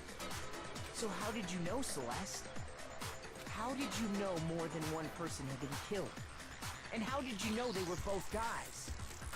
Because Kyoko had also disappeared, right? So she could have been dead too. You all have such vivid imaginations. You know that? Imaginations. You claim that I was lying when I told you about the suspicious person I saw. Then what about the picture I took? How do you explain this picture of the costumed villain dragging Hifumi away? It has to be some kind of setup, right? So let's put the suit on, and then she used the camera's timer to set up the picture.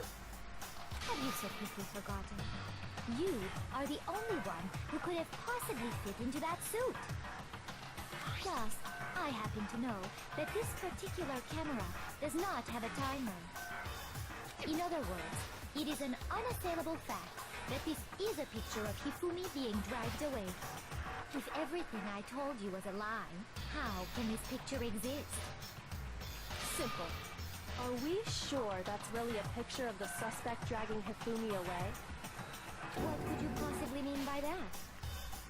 Surely there are other explanations than the one you've offered up. No, there is no other explanation. Other explanations? If it wasn't a picture of the suspect dragging Hifumi away, it was a picture of Hifumi propping up the thing. The only other possibility is Hifumi is dragging the suspect away. I got it! It's not a picture of the suspect dragging Hifumi away. I would say it's a picture of Hifumi dragging the suspect away. That's certainly within the realm of possibility. The one being dragged off in that picture isn't Hifumi, but the person in the robot suit.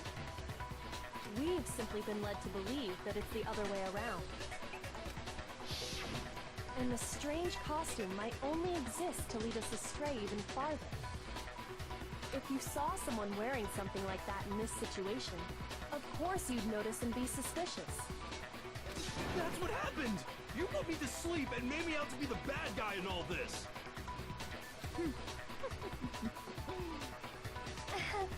Such a thing is utterly impossible. Hifumi was dragging him away? Ridiculous. Is it? I don't think it's ridiculous at all. Then shut your mouth and allow me to educate you.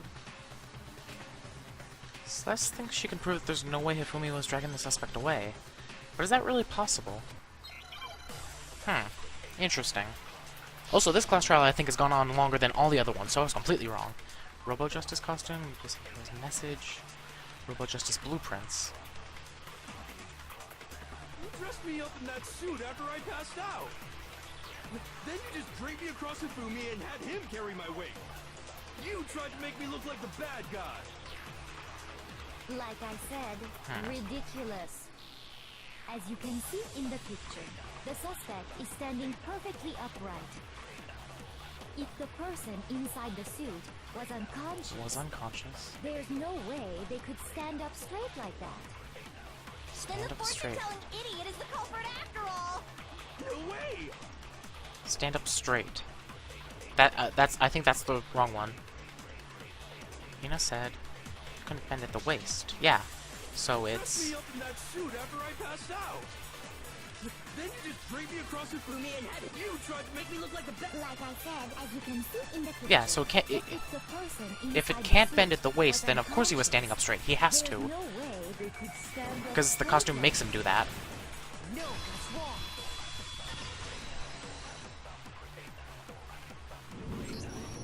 No. Even if the person inside the suit were unconscious, they could still stand up like that. Because that Robo-Justice suit had a certain characteristic.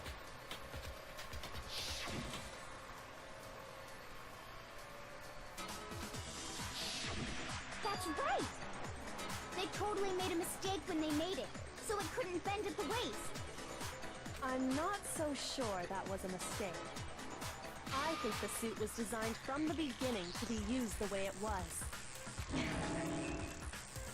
Celeste and Hifumi took the suit they'd specially designed and stuffed Hiro into it. That's how they were able to fake that whole thing. The point of it all was to make us believe whoever was in the suit was to blame. Well then, I suppose this is checkmate. Checkmate?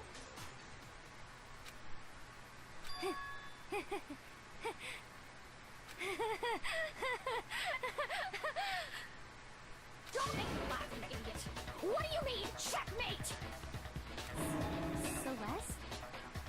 Clearly, you want to cram me into your little guilty box. Well, there's one little problem. Have you already forgotten what Hifumi told us as he lay dying?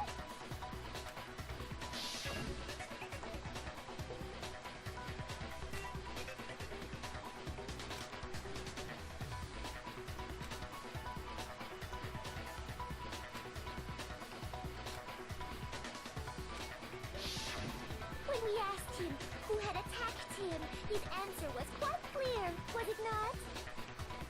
He said, and I quote, Yasuhiro. In other words, Yasuhiro Hagakure! Right, but my name isn't really Yasuhiro. It's actually Taro. Your confusing statements don't make any sense. You're only making things more complicated. He did say Yasuhiro, but are we sure he was really pointing the finger at Hiro? What the hell are you talking about? I'll burn you alive! Kyoko, what do you mean by that? Think back to how Hifumi used to talk to us. How did he refer to each of us? Did he give everyone nicknames? I can't remember. Did he say people's last name? If I get this wrong, it's not too big of a deal. So... he... said people's last names? I got it! That's right! Our last names! He called us all by our last names! Exactly. I know I heard him say Mr. Naegi more than once, for example. So if Hifumi did mean to say Hiro's name, he would have said his last name, Hagakure. I'm sure it was just incidental. By chance, his first name. Indecent? Don't talk. Random chance. Now isn't that a convenient explanation? No, there's no reason to think he would have said the name any different than normal. But he must have run out of energy before he could say any more. So Hifumi was trying to tell us the last name of whoever killed him? But the name he said doesn't apply to anyone here. Well, no. Hold on. There's one person it could apply to. And that's Celeste. She never actually told us what her real name is.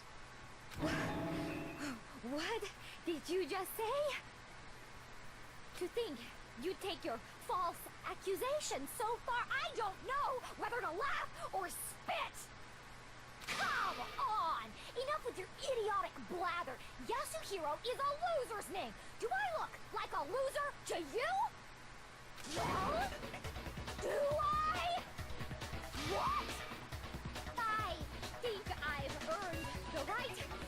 little on edge. Okay, then fill us in. What's your real name? Make sure your ear holes are wide open and listen up! My real name is Celestia Ludenberg. Could you please stop making me repeat myself over and over again? Celeste won't get up. It won't give up. So then, I have to do something to make her accept it. Okay. E-handbook. Oh, e-handbook. I think that's it. Hifumi was trying to tell us something. He wanted us to know the killer's last name, Yasuhiro. If there's one person here who might have that last name, It would have to be you, Celeste. You haven't told anyone what your real name is. how many times do I have to tell you? My name is Celestia Ludenberg! God damn it! How long do you plan to go on pretending? I'm not pretending. It's the truth. And since you have no way to contradict me, E-handbook. I'm gonna let it finish. there is, moron! Yeah, it's the e-handbook right there. Because if we check her e-handbook, it should have her real name.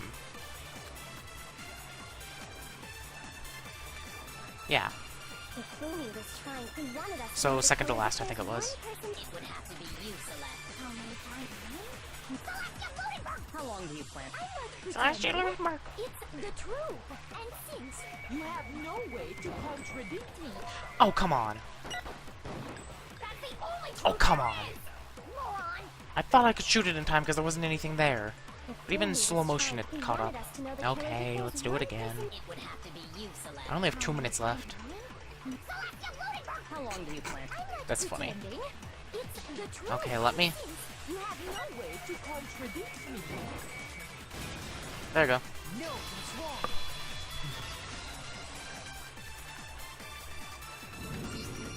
That's it. The handbook. What? Anytime you turn your handbook on, it shows the owner's name when it boots up, right? Monokuma told us all about it before.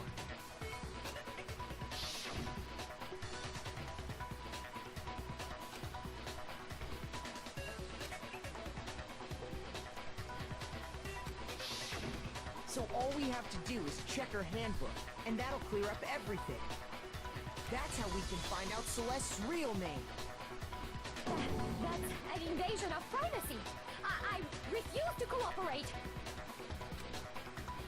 Celeste, can you please just tell us what really happened? Please, just tell us. Even when I'm put in check, it's just my nature not to give up. Because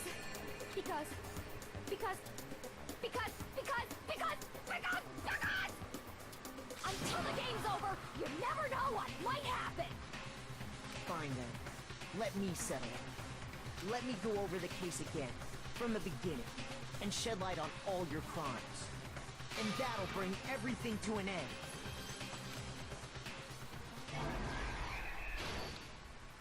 Okay, let's do this.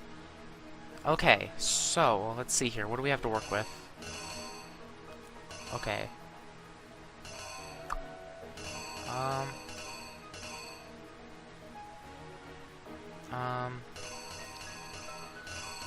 Okay, so, what happened was...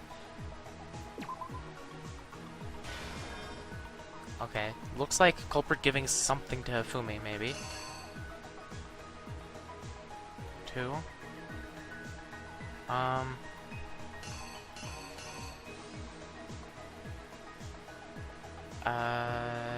What am I gonna do here?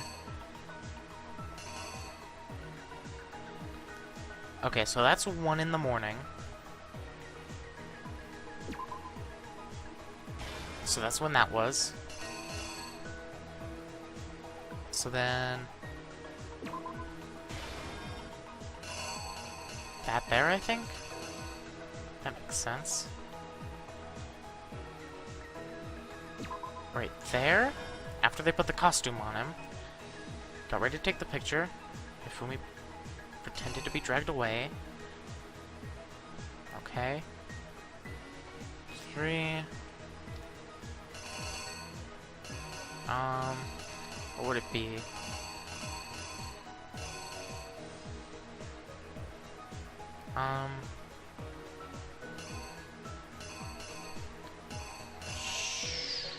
I don't know what would be here. Oh wait, yeah, the watch. Okay. So then strike with that. Then hammer 4 is bloody. Okay, Celeste wakes up. Or Celeste pretends to wake up, shows us the picture. Hifumi, you...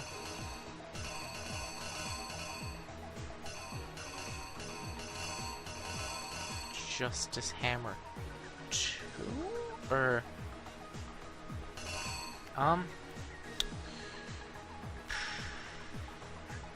Okay, what's here?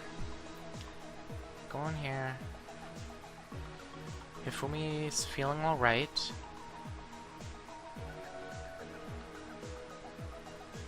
Hifumi...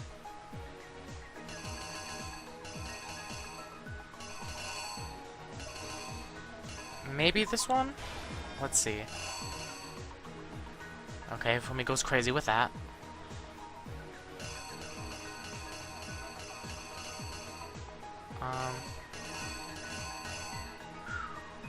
This is tough.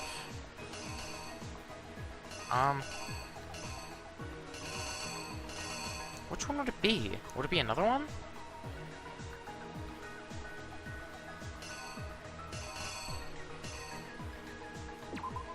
That, maybe? Let me see how it works. Okay, both of them are dead. In here. Okay, pushing the body. Okay. Hits you. The thing. What would that be? I'm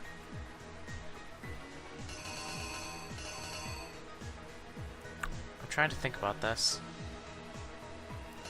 Okay, what would be right at the end there? Oh, no, it's this one, because this one's the one that doesn't have anything.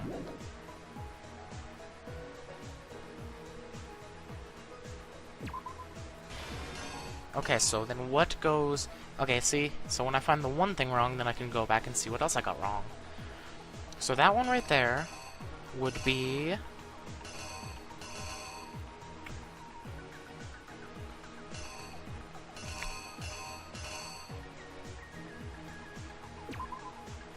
Justice Hammer 3, maybe? Would that be right? Because Justice Hammer 3... Yeah, because that's the one that he pretended to be killed with in the thing, so that would be right. Okay, I think I've got it. Okay, let's see. The killer is you! Before anything, the killer persuaded someone to help carry out the murder. And that person was... Hifumi. With an accomplice, the killer was able to execute a number of otherwise impossible schemes.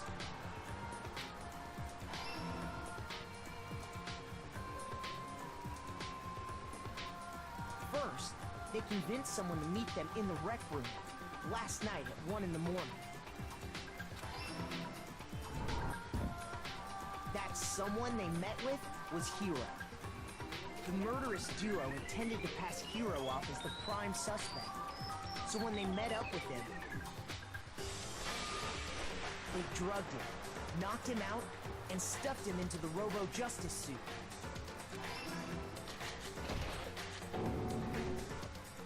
Next, Hifumi positioned himself to make it look like Robo-Justice was attacking him, while the killer used a digital camera to take pictures of the assault. They did all this just to create evidence that would put the suspicion on Hiro. When they were done with him, they shoved him, still unconscious, into the pool room locker. And then finally, at 6 a.m., they moved into the murder phase of their plan. They called Taka to the equipment room.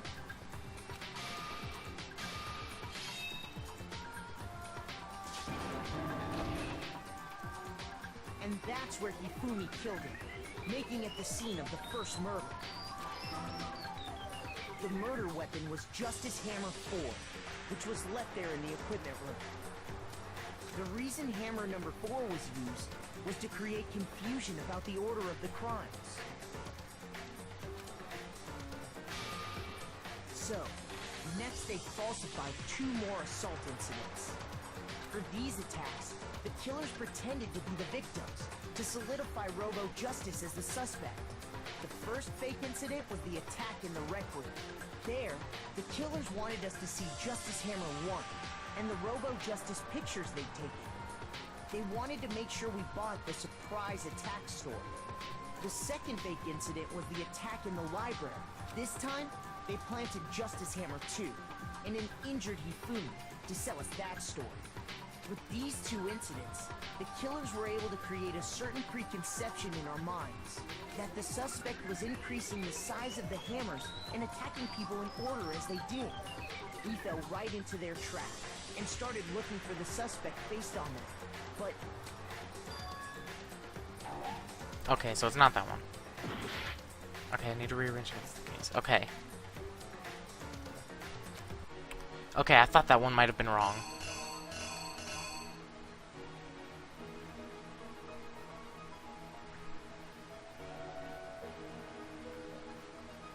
Wait, okay, library. So wait, was that? No, that's where Justice Hammer 2 is, right? I think so. Okay, I think that might be the only one I got wrong. here's exactly what happened. So, next, the second fake incident.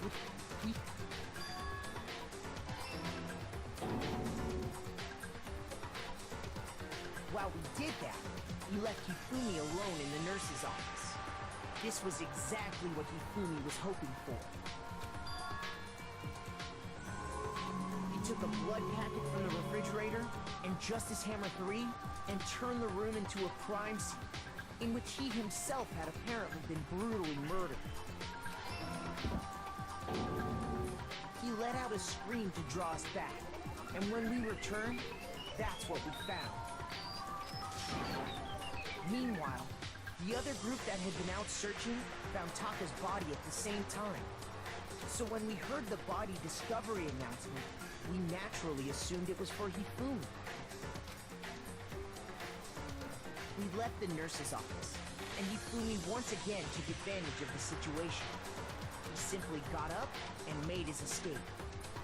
When we learned his body had disappeared, we all rushed back to the nurse's office. And once again, Hifumi had the chance he was waiting for. This time, he snuck into the equipment room.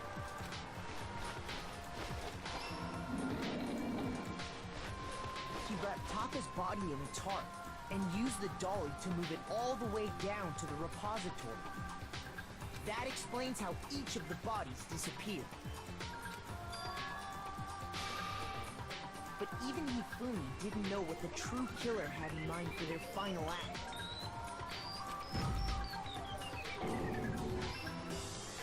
Their plan all along was to kill Hifumi and get rid of the one person who could betray them.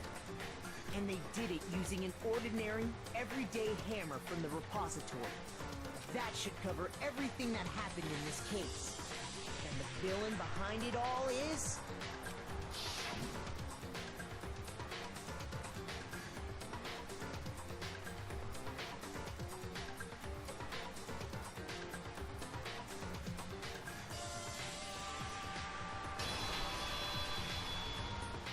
Celeste! Sorry, you lose.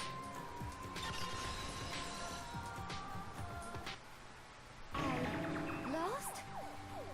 I lost? When was the last time I was forced to utter such words? They hang heavy around my neck. Then you admit it? You're the killer? Listen to you, trying to take charge, as if you're my private instructor. I, Celestia Ludenberg. Actually, no. Taiko Yasuhiro is fine. Taiko? So, you finally accepted it. I'm the kind of person, once I've lost, I don't like things to drag on. Interesting.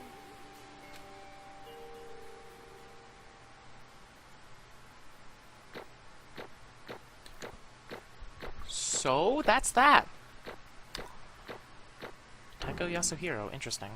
Hey, despite dying 3 separate times, maybe 2, I got an A still, so yeah, that was awesome.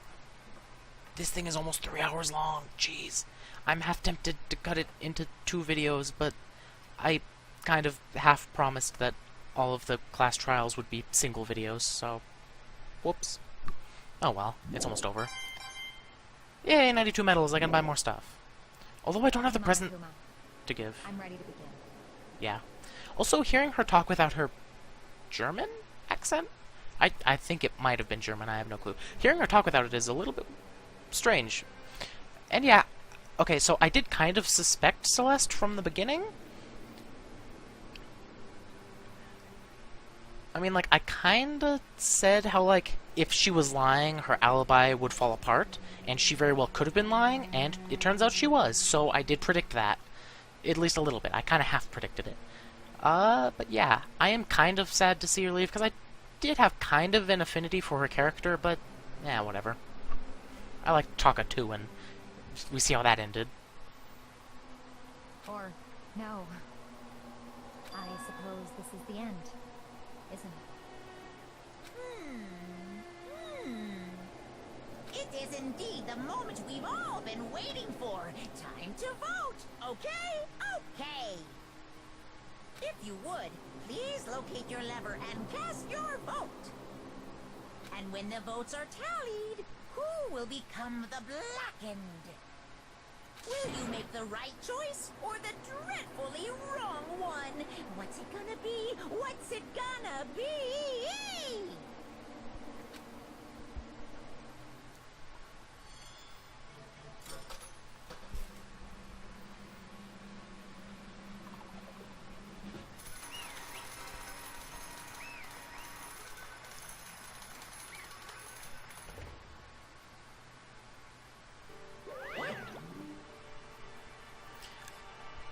Okay, so it's basically a formality at this point, but once again, you're totally correct. The Blackened this time, the true killer who devised the whole stinking scheme was Celestia Ludenberg, or more precisely, Taiko Yasuhiro. Honestly. I lost. Well, that sucks. I guess trying to work with someone else was a mistake after all. Hifumi's ineptitude was beyond all my calculations. I knew it. So you really did approach Hifumi with this plan? But how did you get him to agree? I can't imagine he would have happily agreed to commit murder. I'm sure she relied on her specialty, lying. My specialty... Don't make me laugh. I didn't have to lie to get him to agree. So Then did you use, you know... I knew you'd figure it out, Kyoko. You're absolutely right. To get Hifumi to act as my accomplice, I used her. For everyone who's still left, I'll avoid mentioning it by name, but it was the one thing Hifumi and Taka were both super into. Does she mean... Is she talking about alter ego? Say What? what? What? What are you talking about? just a second. Don't interrupt. We're in the middle of a very important conversation here. I'm totally out of the loop as usual. How sad. In other words, Then you're the one that stole it. Indeed. That's right. I see. And you used it to drag Hifumi into the plan you'd come up with. Right again. Last night, after we had our meeting about how it had disappeared, I paid Hifumi a little visit. What are you doing here? Actually, I was hoping I could talk to you, alone. It's about what was stolen. I know who did it. what? Are you okay with this? It was Taka. He stole it. What? So So then, And I have proof. Would you like to see it? As it turned out, I'd found a use for the digital camera. I'd taken you-know-what-to-talk's room earlier and took pictures of it there. I deleted the picture as soon as I'd shown it to Hifumi, of course. Damnation! So it was him. But how did he do it? She was supposed to yell if either of us got close to her.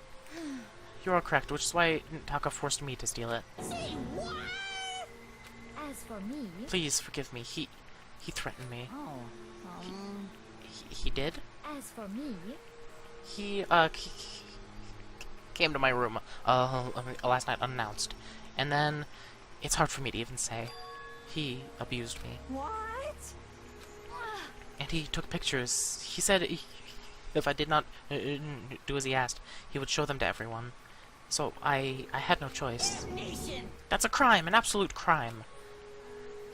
I mean, I knew he'd gone a little crazy, but I never imagined he would go that far. It was amazing how completely he bought it. I can't express how enjoyable that was. I'm about to say something I've never said before in my life. Completely unforgivable. I'm going to kill him. I'm going to fucking kill him. Most unfortunate. Wait, please. If you go now, you'll be playing right into his hands. Huh? Actually, Taka is planning to use her to escape. And he has made you his target. What? Escape? You don't mean... Taka is going to try to kill you. What? indeed. And also he can keep her to himself. This is unforgivable. That bastard. Bastard, bastard, bastard, bastard! Unforgivable. Honestly, Can we allow him to continue with these barbaric acts? Absolutely not. How could I? She... I swear I will save her! actually, Then, would you like to join with me? It just so happens I've come up with a plan. Huh? I've devised a way to reclaim what he has stolen, to escape this dreadful school. And with that, it is complete. What are you talking about? Oh, nothing. Hifumi agreed without a second thought. The effect that item had on him was remarkable. The power of love, even a love as twisted as that, can still drive people mad, it would seem. You disgust me. I see. I have another question for you. Was that strange costume Hifumi's creation? indeed. Yeah, it was a real pain in the butt, too. All I asked him to do was make something to hide the face in general body size. I had no idea he'd make something like that, but it's my fault for picking him in the first place. But So, why'd you decide to make me the suspect? Because you're stupid. That's it? Let's see. And in that regard, I made the right choice. I'm so glad your stupidity surpassed my every expectation. Life must have been tough on your parents, though. I feel like I could cry. Well, But when you were explaining your plan to Fumi, how did you explain the part about him playing dead? What she's asking is, what was Hifumi supposed to do after that, assuming you had actually let him live? Are you okay with this? That's simple. After he did his part and pretended to be dead, once someone showed up, I told him to say he'd been seriously wounded. He was on the verge of death, but he just barely held on. And he really believed that? Well, of course. That wasn't all there was to it, as I explained it to Fumi. The plan was, while you were all questioning him, about what had happened, I was going to murder someone else. And at that point, Hifumi would have an alibi, so no one could doubt him. I told him that, and he believed it. It all seems very straightforward, stereotypical. I just matched the lie to the level of the opponent. In fact, Hifumi ate it up. He believed the lie wholeheartedly, right up until the moment of his death. so in the end, So you'd planned to kill him all along. But of course. There would have been no point to my plan if the one who pretended to be dead did not end up dead himself. What the heck? How can human life mean so little to you? Well, That's a non-issue. I simply did everything in my power to win. Don't be mean. Now you sound like Byakuya. I wonder about that. No, he derives his pleasure from the thrill of the hunt. In that aspect, we are nothing alike. Why? Then, what made you take things this far? What the heck? Was it really just for money? Hmm. Are you talking about the $10 million Monokuma offered us? That is a lot of money, it's true. But that's not all there is to it. From the moment our new life here began, my only thought has been escape. But all along you've been saying how we have to accept living here. You little bitch. Obviously that was a lie. Hey, I couldn't take it. I hated it from day one. More than anything, or more than anyone else in here. you little bitch. I wanted to get out. Every day was fresh torture. And you want to know why, huh? This is fine. Because I had a dream. And accepting life here would have meant nothing less than giving up on my dream forever. Honestly.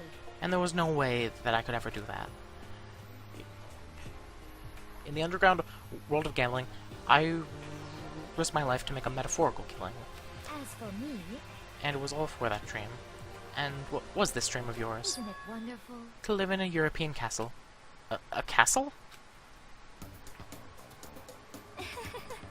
And, together, handsome men from all over the world to serve as my butler/bodyguards. I was going to make them dress like vampires and satisfy my every need. Once I obtained that, I would have created a perfectly aesthetic world of decadence. This is fine. Living the rest of my life there was my only dream, my only goal. That's what life is all about. Combined with my own winnings, Monokuma's $10 million would have made that dream a reality. I got right to the edge, but There is nothing to be done. unfortunately my dream has been scattered to the wind. Still, I don't have any regrets. I pursued my dream till the very end, so why would I? Just the worst. You sound so passionate, but you were really able to kill your own friends for it? Oh, Are you asking me to feel guilty? That's a pointless endeavor. I think nothing of sacrificing others for my own ends. I feel nothing. do you understand? That's all there is to me. That's what makes me complete. Isn't it terrifying how different our values are? There's simply no room for understanding. What is this? That's what we should be saying. And plus, how can you be so calm? Don't you realize you're about to die? Why aren't you scared? My ability to lie is unrivaled, and I take pride in that. It's not just other people. I can even fool my own emotions. The conscience deceives the unconscious. And that's why you're not scared? Yes, indeed. That's right. I don't fear death. Kill me however you like. But you know, if I could be reincarnated, if I had a choice, then Isn't it wonderful? I think I would like to come back as Marie Antoinette. Hey, You just get executed again. Celeste smiled then, and when she did, it looked to me like a poor effort to force it. She claimed she could fool her own feelings, but that statement itself must have been her final lie. And that weak, fake smile is what betrayed her. Chills! Kills! You all done? I'm okay. Then let's get rolling. The Black can disturb the peace, and must pay the price. Now then, I prepared a very special punishment. For her, the ultimate gambler. Let's give it everything we've got. It's punishment time! I'm kind of excited to see this one, actually. I guess I'll let Kyoko hold on this. What? This is... Will it really give you the hope you're looking for? I can't say I ever saw it that way. Which is why... Actually, it's not important. Well then... Take care, everyone. Perhaps we'll meet again. In another life.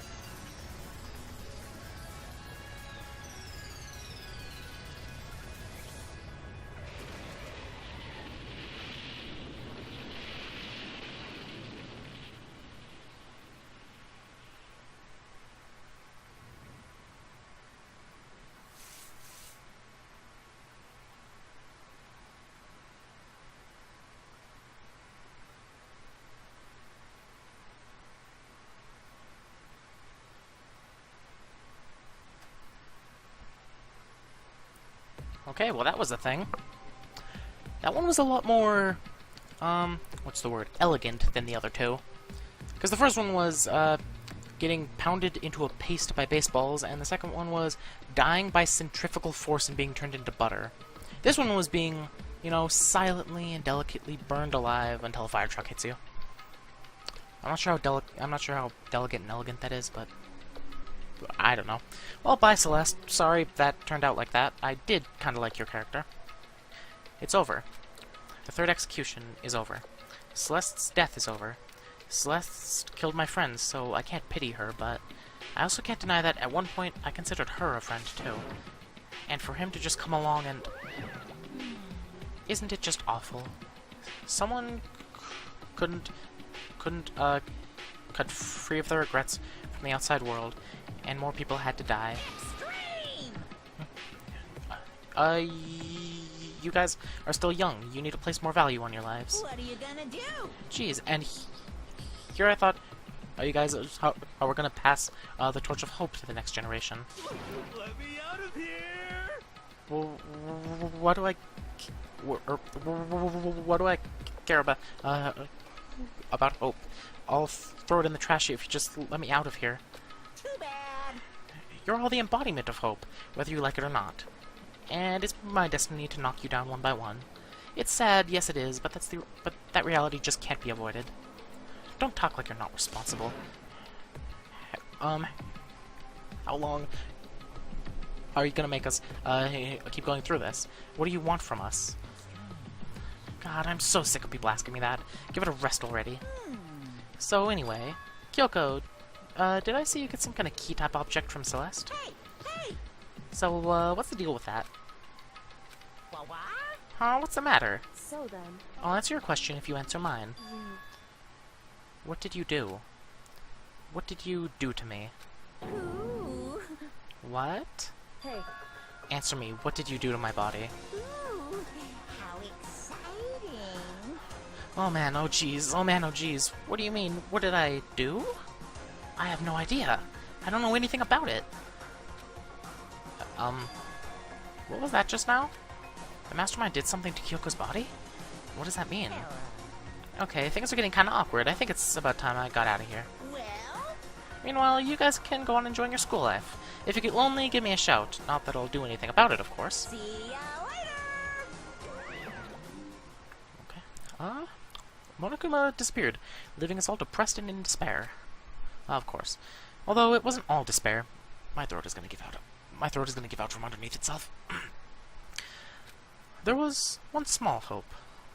Hey, Kyoko, Monokuma already mentioned it, but what's that key that Celeste gave you?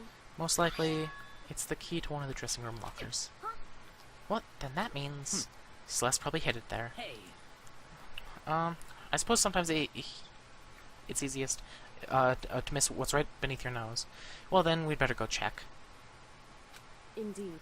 Good idea.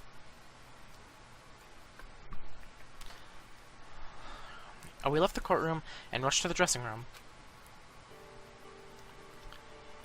As we approached the dressing room, Kyoko looked back at us and said, Hey, I'm going to go on alone from here. Everyone else head to the dining hall. I'll check in with you later." What? Why exactly are you going alone? so... Do you even have to ask? As she spoke, she glanced quickly at the surveillance camera. Come on. That's not what I mean. Why you? There's still a risk of a spy, you know. Then I'll go too. What? You? Please, let me go. Standing here arguing is just going to draw more attention to us. Goodbye. Do whatever you want. Thank you, Byakuya. well then. Then it's up to you now. Yo! I'm gonna go to the dining hall, okay?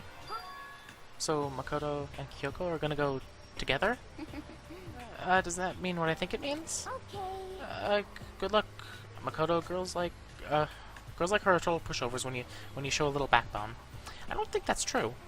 I tried to forget what Hina said. Everyone headed to the dining hall, leaving me and Kyoko there alone. Shall we go? Well, shall we? Yeah. So then, We need to get into that locker. Kyoko took the key Celeste had given her and unlocked the locker. As the locker swung open, we saw... Good morning. It's been a while, hasn't it? It's safe, thank goodness. I never heard Kyoko sound so relieved. It was like she was speaking from the bottom of her heart. I did just what Celeste asked. I didn't say a word. I stayed quiet the entire time. Oh, and I think I might be able to open the last set of files soon. Maybe as early as tomorrow.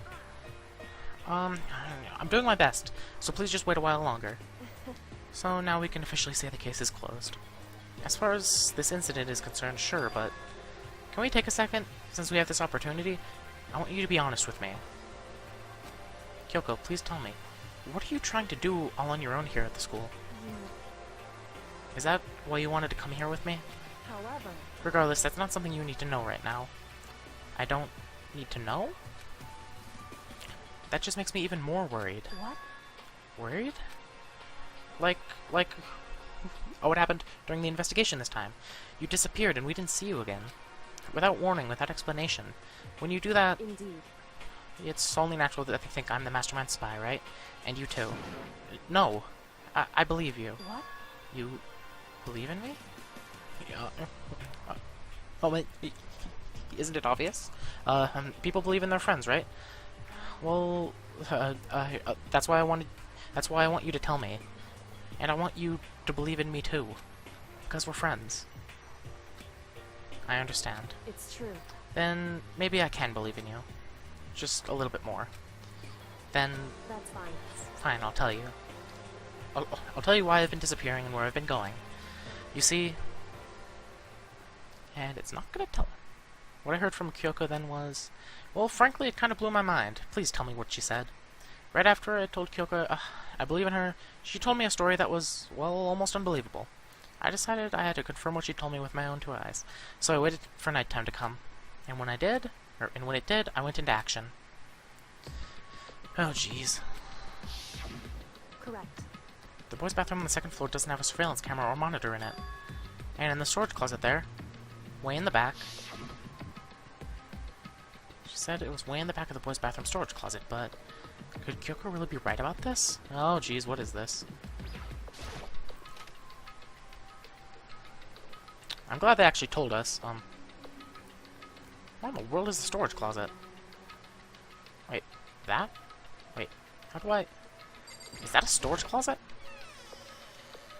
It's just a normal storage closet as far as I can tell. The secret Kyoko told me about, could it really be hidden in here? She said it was way in the back of the storage closet. But I mean, seriously? Without thinking, I placed my hand on the back of the storage closet. And suddenly, as if I were being yanked in... At the same time I heard the sound, I fell through the wall. I had no idea what was going on. I'd fallen through the back of the storage closet. Huh? It turned out the back wall was like a revolving door, and I'd made my way to the other side, just like Kyoko had said. Correct.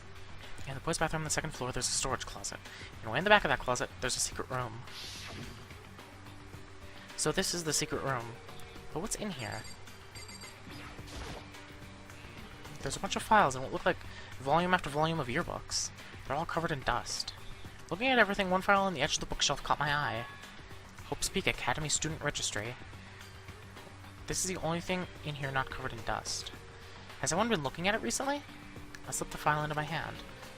But before I had a chance to take a look at it, a slip of paper fell out of the file, and I turned my attention to it. What's this? You must not leave. That's kind of weird. I could understand if it said, like, I can't leave, but you must not leave? What is this? My head feels funny. It's a strange sensation. It's like deja vu. Those words, you must not leave. I've seen them somewhere before, but I can't quite remember. What do I know? What don't I know?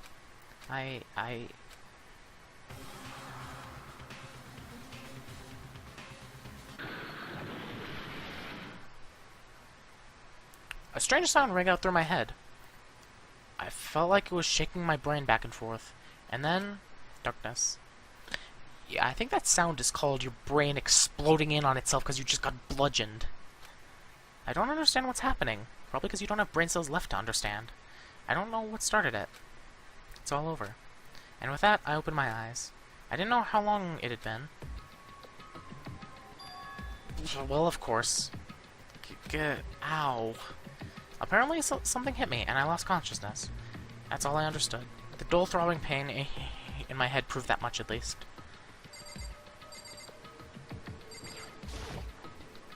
It's just a normal desk with normal drawers. An empty bookshelf. Huh? Empty? Gone. It's all gone. The yearbooks, the student registry, and even the note that had fallen on the floor. It's all gone? What does this mean? But my brain refused to do any more work. The insistent pain in my head began to spread across the rest of my body. For now, I should go back to my room, get some rest. I just got attacked! I was like knocked out with like a sock full of batteries. Okay, probably more likely like a baseball bat or something, but the sound of a sock full of batteries is more funny. My body, was, heavy with pain. My mind heavy with thought. I dragged myself back towards my room. Somehow I made it back to the first floor of the school. The farther I walked, the more I felt. Things were getting blurry. Can't see in front of me. I couldn't stop myself from collapsing right there. And after that... Huh? As if from a vast distance I heard a sound. It was faint, but undeniable. That sound. It's coming from the gym? As I desperately hauled my shaky frame towards the gym, the sound got stronger and stronger. What's going on? It can't be nothing. Here in the gym?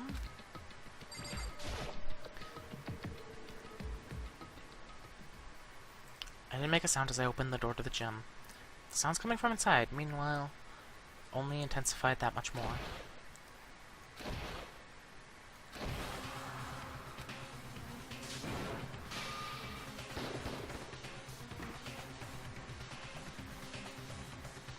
Before me there raged a battle beyond anything humanly possible.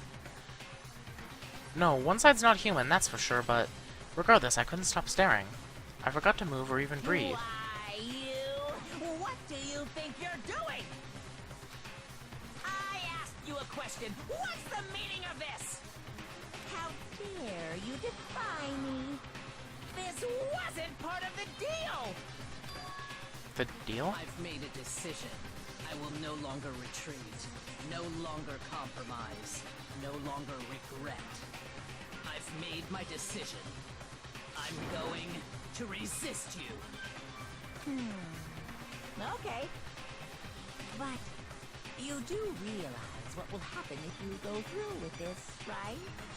You haven't forgotten, have you? What I'm holding hostage? What am I looking at? What am I hearing? A hostage? Then could it be the mastermind spy is...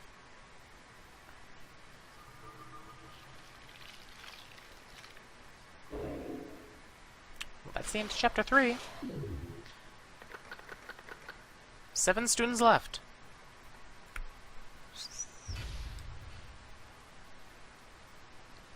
That means... Hey, I received the Super Robo Justice present. Great. So that means at maximum there can only be 4 more murders? Wait. Okay, so 1 murder. Okay, so assuming that for the rest of them there's only 1 person killed, then it would go down to 5. And then another one, it would go down to 3. And then... Okay, no, so there can only be 2 more. Right? Because once it goes to 3... Wait. Yeah, because if it goes to 5 on the next one, and then 3 on the next one, then there's only 3 people left. So there could be 1 more murder, but then it would be completely obvious who it was, because it would only be, assumedly, me and 1 other person. So at most there can only be 2 more. Unless unless there's 3 more, and the 3rd one is just super simple. No clue, but yeah.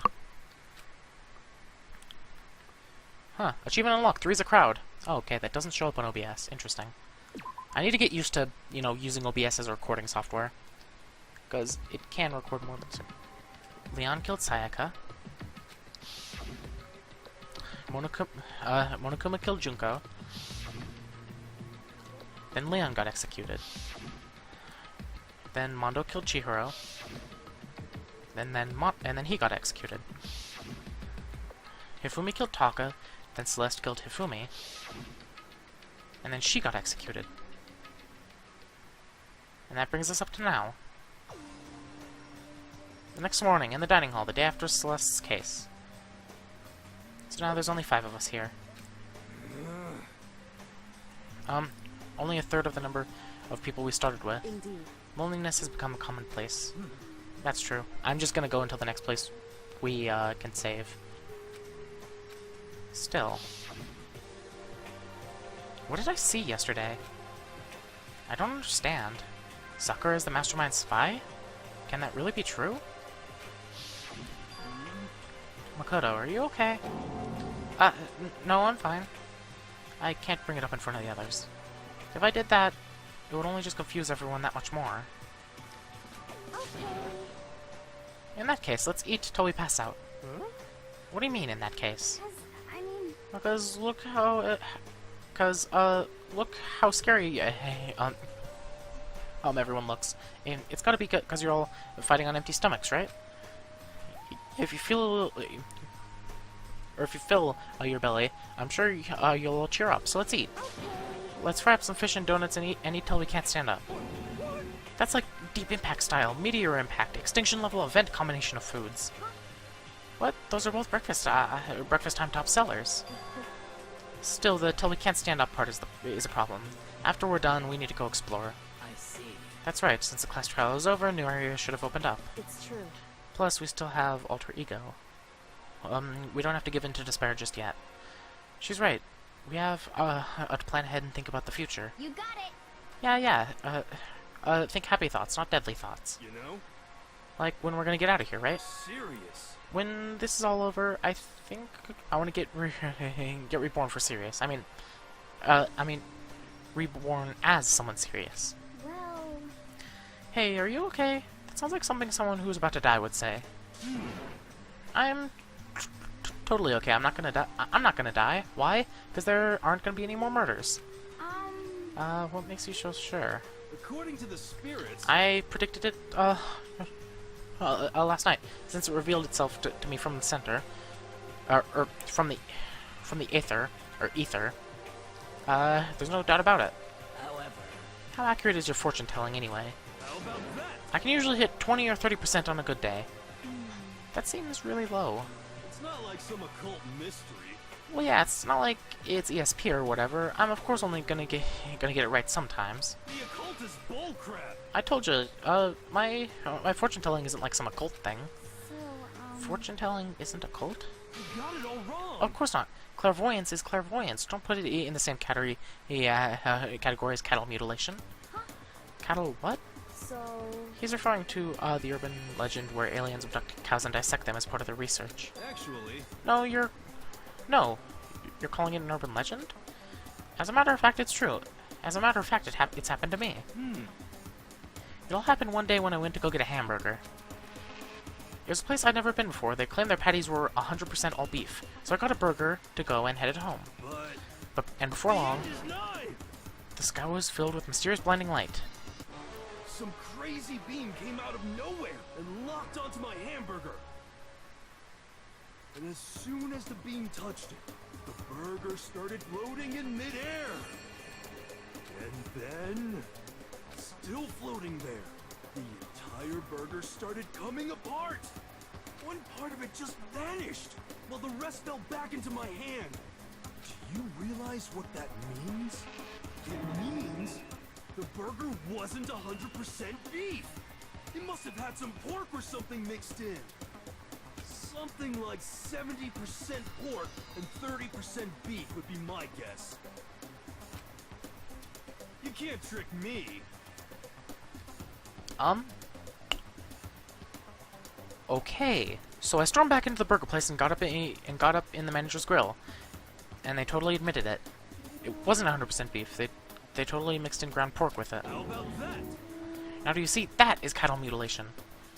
I kind of got lost halfway through. I got lost at the mention of a UFO stealing a burger. I can't tell if you're for the occult or against it. You stink of stupidity. Don't be mean. I stink of... How dare you? Well, you do stink, though. That's fine. That's fine? Anyway. I hope your prediction turns out to be true. Well, at the very least, I won't murder anyone. Yeah. Me either. I mean, I would never. Of course. Me either. Indeed. Nor I. That goes, for me too, of course. I could never, kill any of my friends. I felt like those words of encouragement, were helping us come together as one. After so much sacrifice and hardship, we'd finally become united. But, Well, to be honest, I wish, Byakuya and Toko were here for this too. But they're so hard to deal with, they only think about themselves. Yeah, we're better off without them, I say. Well, Toko thinks about Byakuya a lot. That was enough to prove. We were united for the time being, but within that bond hid weakness and fragility. Chapter 4.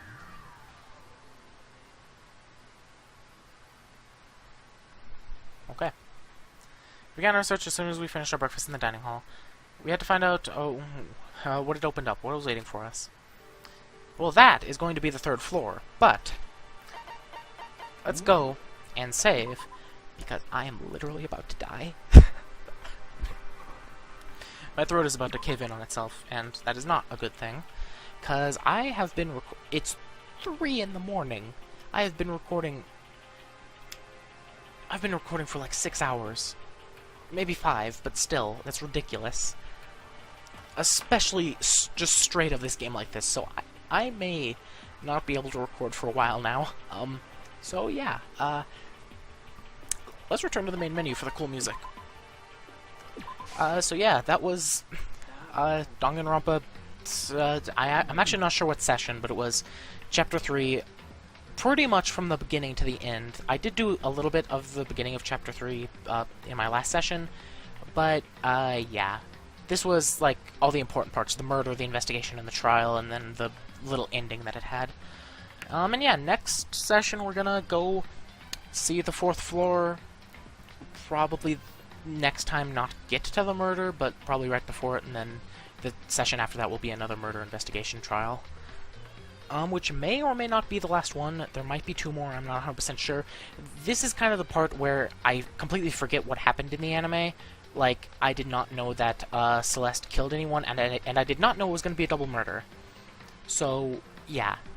This trial was the first one where I really had absolutely no clue what was going on. I did kind of piece stuff together, but that was only from me actually just thinking about it and doing it myself. So, there's that. So, yeah, that's about it. It's 3 in the morning. I'm gonna go to bed now. Thank you everybody for watching, and I will see you next time.